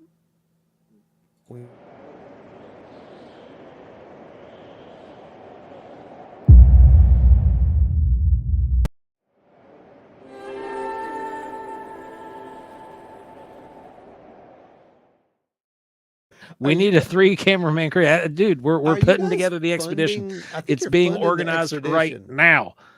I think you're funding the expedition at this point. Not That's only I have you- think we're going to put that towards, guys. Yeah, we are seriously. Yep, That's for real. We awesome. will put this towards getting the everything we get in tonight. We're going to put towards getting the expedition up to Wanbury put together. Yeah, let's do So it'll it. cover the fuel, the food, the and batteries and stuff that we got to purchase to get up there and keep things rolling. Yeah, let's do it between here and whenever we go, and we'll do just that. I mean, if you guys want to fund it, we'll go up there and do it for sure, Yeah. and we'll document every bit of it. Apparently, we've got 2 camera people signed on at this point. Well, we got 3 because we we got Pat, we got Adam, and we got Maybe Scott. we should So- get a. You know what we need? and if Scott comes, we've got multiple thermals. We've got Yeah. multiple of all of our gear, basically. Awesome. So So what we need is we need a boom mic. That's what we need next, because one of these guys has got to be the gaff. They gotta carry the mic. Right? yeah, That's what we're doing for real. That's I'm not right. joking. I'm not joking. So yeah, if you guys want it, we're gonna produce this thing and we'll make it an actual production. It'll be great. Donna said, I actually have a collection of Smurfs, just little blue guys made of worthless plastic. You would be You'd surprised. be very surprised at that if they're If old they're enough. in good condition, the last one I saw, Papa, was just a Papa Smurf, and it was the old one from the fast food. I think it was a Wendy's. It came in a Wendy's box. If I'm remembering the same ones that you might have, they came in a kid's meal. Those were going for like $75. Yeah. Well, it's like those. What was it? The California raisins. Yeah, just like the California raisins. Yep. There was a couple of those that went for a lot because they're really Yep. hard to find. Very hard to find. I know the guitar player was very hard to find because it took me forever to find him back in the day. But what does finding Trackway? Wanbury. Oh, you want gear? We got gear. Yep. Yeah, I mean, we'll get it together and we'll go up there and we'll do it. Not Do a kidding. big proper expedition up there, and we'll maybe try to make a weekend out of it. Yeah, that's the place to do it. I'll tell you. Yeah. Because there's some activity in that area. I will cook potato soup while I'm out. Yeah. Beth said I'll make some potato soup. I'm Potatoes down. are evil. I'm sorry, I can't. It's Devil spud. Ron doesn't like potatoes. Yeah. If I'm really, really hungry, I'll eat potatoes. But It's gotta be hungry. you know what? I like this potato based. Hang on, I'll tell you. Ada, God bless you.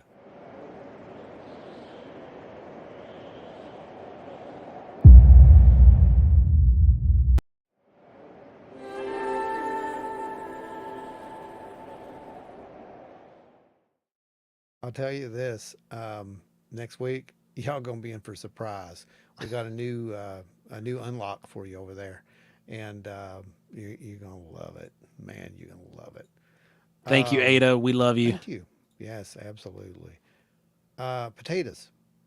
I like those things that you made that were potato. Oh yeah, based. you did. Yeah, I love those. Those were amazing. What were they called? Which The little things, the little pockety things you put. Oh. potato goo in, fold it up and put it in. What the heck? the I know what you're talking about. Yeah, I can't think of the name of it. I can't remember what the name Gnocchi. was though. Gnocchi. Yeah, the noodles, Potato- the the gnocchi potato. noodles. Yeah, you put the potato. But- remember? It was there was another thing in the potatoes you liked too. It was those little fried ones I did. Yeah, you used to do that at the catering thing. right? Yeah. Yes. Yeah. I loved those potatoes. Yeah. See, the only reason Joe's really here, you know, I tell people this, they don't believe me. They think I'm Yeah. joking. They think I'm joking, but I told him too. And remember what I told you guys about manifest, right? Back before I even knew what that meant. So back when we worked in the old pet shop days, he would come in off these caterings because he used to cater, and boy, he had food. He would bring in all this food, and we would just have this grand party basically of all this food, Yeah. and just amazing food. This is where I first tasted the yellow coleslaw and the Indrid coleslaw, what it is now, and man, I was like, dude, one day I'm going to hire you as a personal chef. Well, he didn't understand. I didn't have to hire him. I just manipulated the whole situation around to where we became best friends. And, Right. and now he cooks for me from time to time. So it worked out really, really well. And that's how it works. Yeah. So, got to manipulate people if you want food. That's how it works. That's your lesson.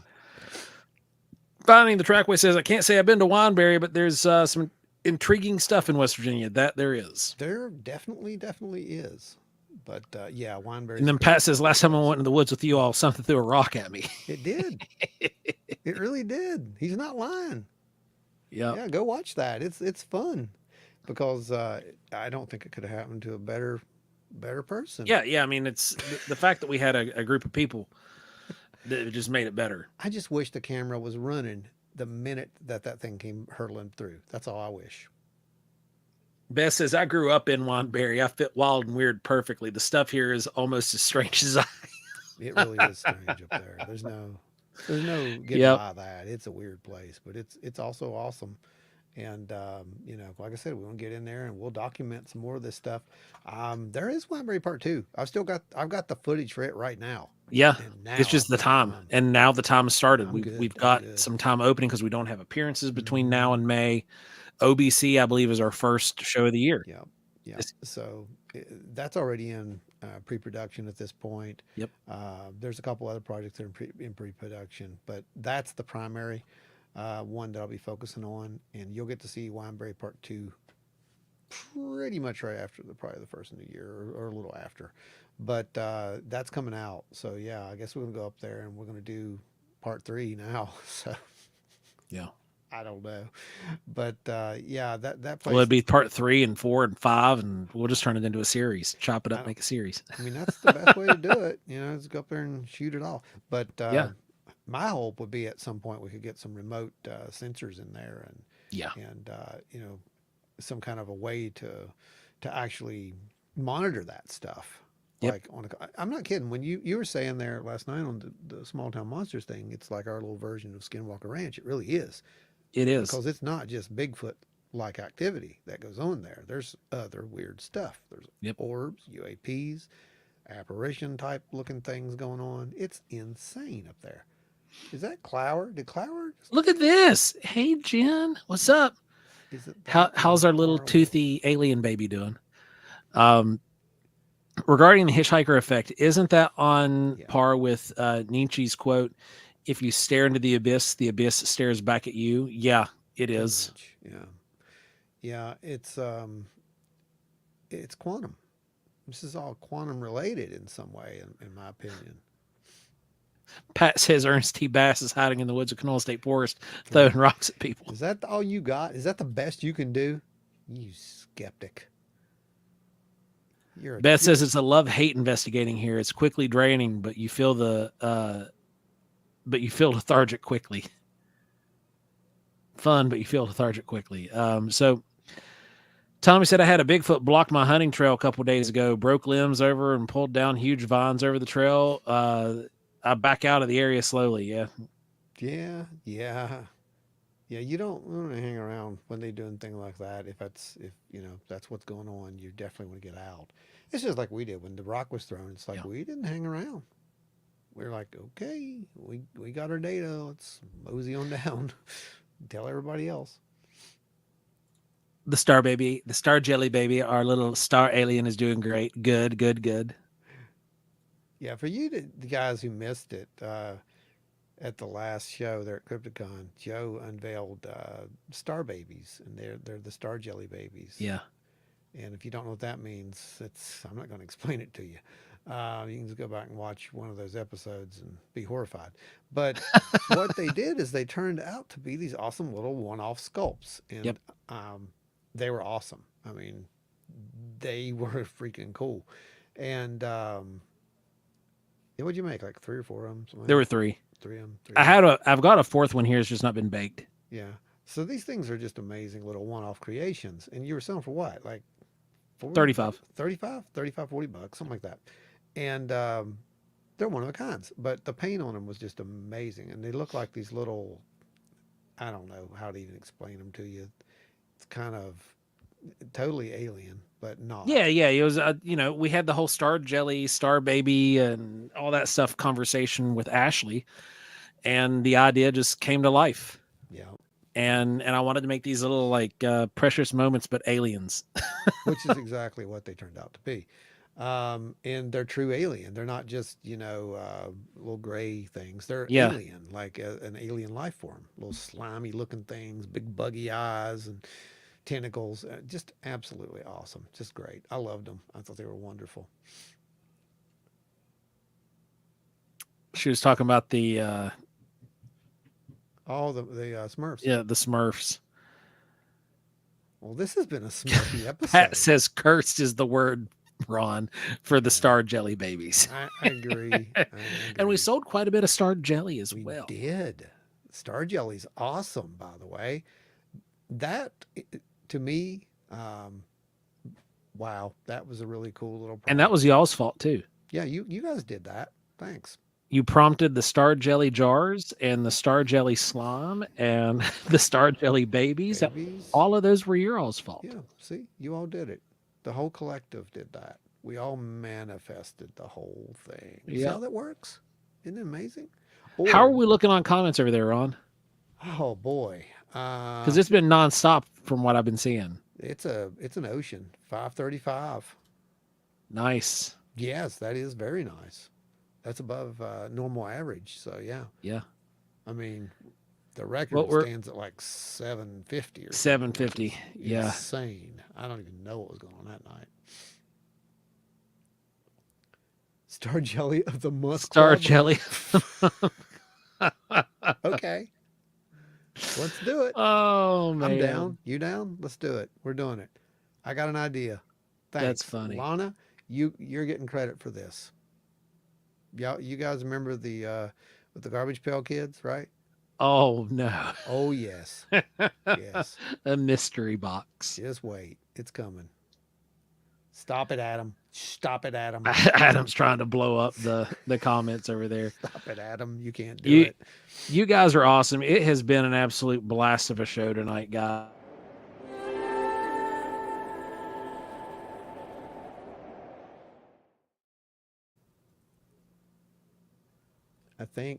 I think Scott said it was nice meeting. Yeah, Scott said it was nice meeting Beth there at Cryptid Con. I don't know what Adam's saying because Adam is still sparing. He's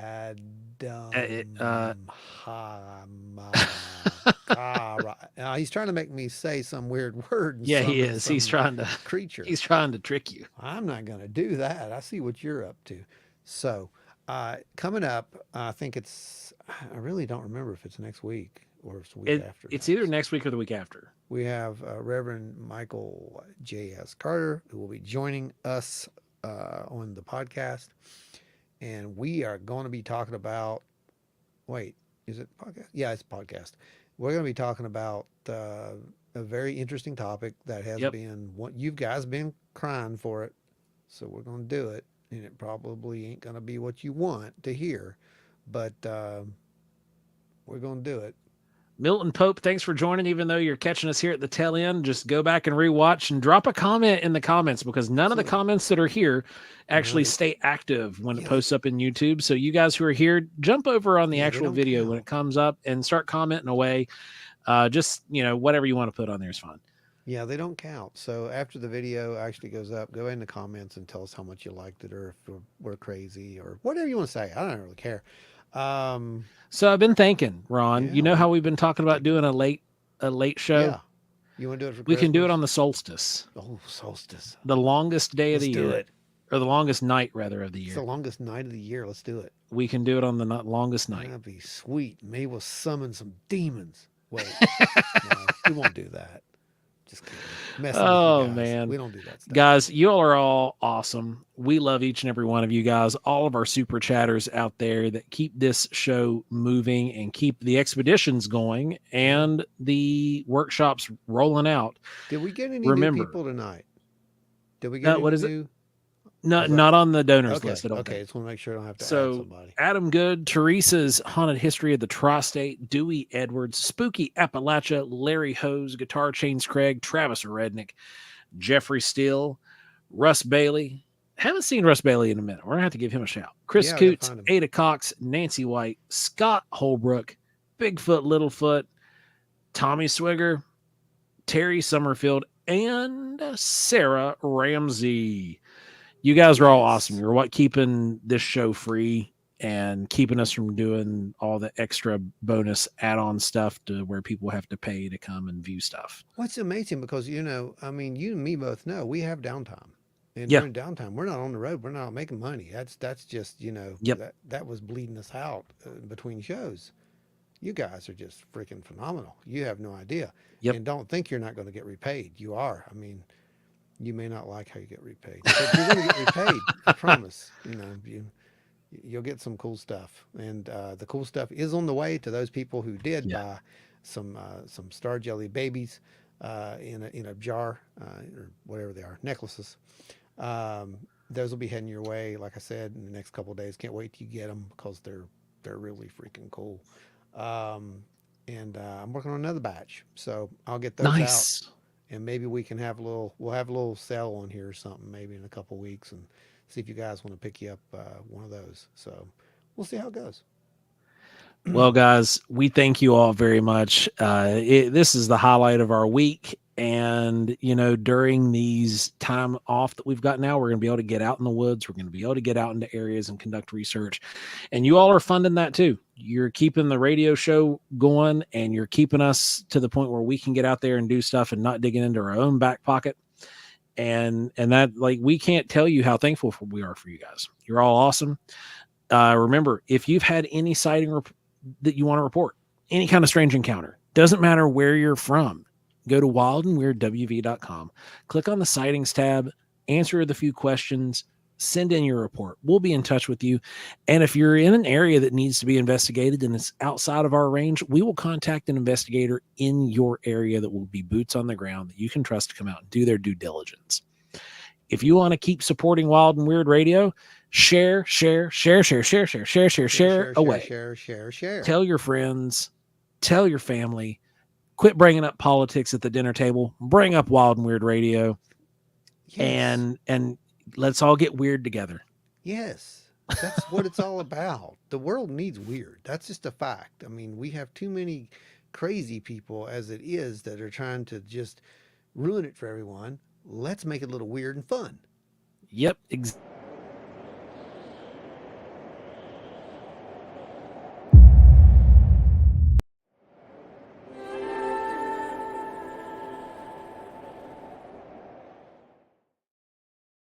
Julie Bug just got added to the list of the super chatters. We're going to get you added in there right now. Right now, because it's a whole lot easier for me to remember to do it. Yeah, because we're already in. Yeah, because what I have to do is I'll go back after the show and I got to watch the show again. But Julie Bug, thank you. We love you as well. You guys are amazing. Absolutely amazing. Go ahead and shoot over your address to us. Yes, as well yes. For $10 and over, you're probably going to get something sent your way here in the next couple of weeks. Just let you know. Just click the thing down below, or not click it, but copy it. wildandweirdwv@gmail.com. Send us a physical address for you. Yep. Okay, I think I got it. Want to check that?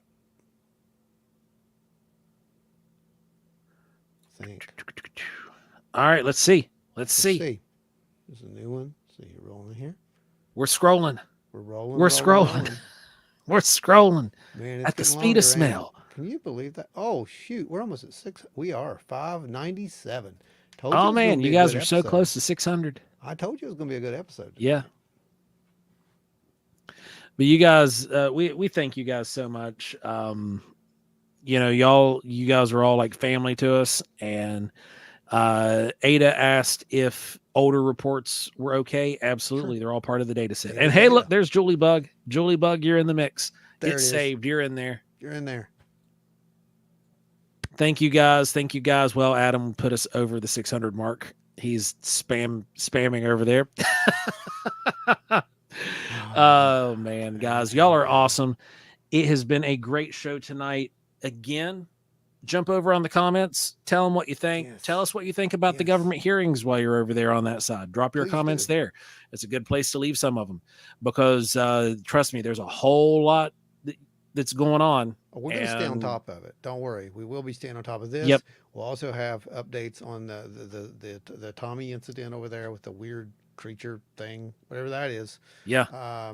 You know, and all the weird stuff that's surrounding that. So, yeah, it's going to be a busy time here in the next week or so. So remember, guys, as it's getting colder, as the skies are growing darker, keep your eyes open because you never know when you're going to have a 7 to 8 foot tall, weird, gray, skinny, hominid looking creature, alien thing staring at you from behind a tailgate of a tractor or a trailer or a field of weird stuff or anything for that matter. Don't look out your windows. It's not an owl. Stay wild and weird, everybody. Could you possibly throw anything else in there at all? I mean, that was absolutely hey. ludicrous.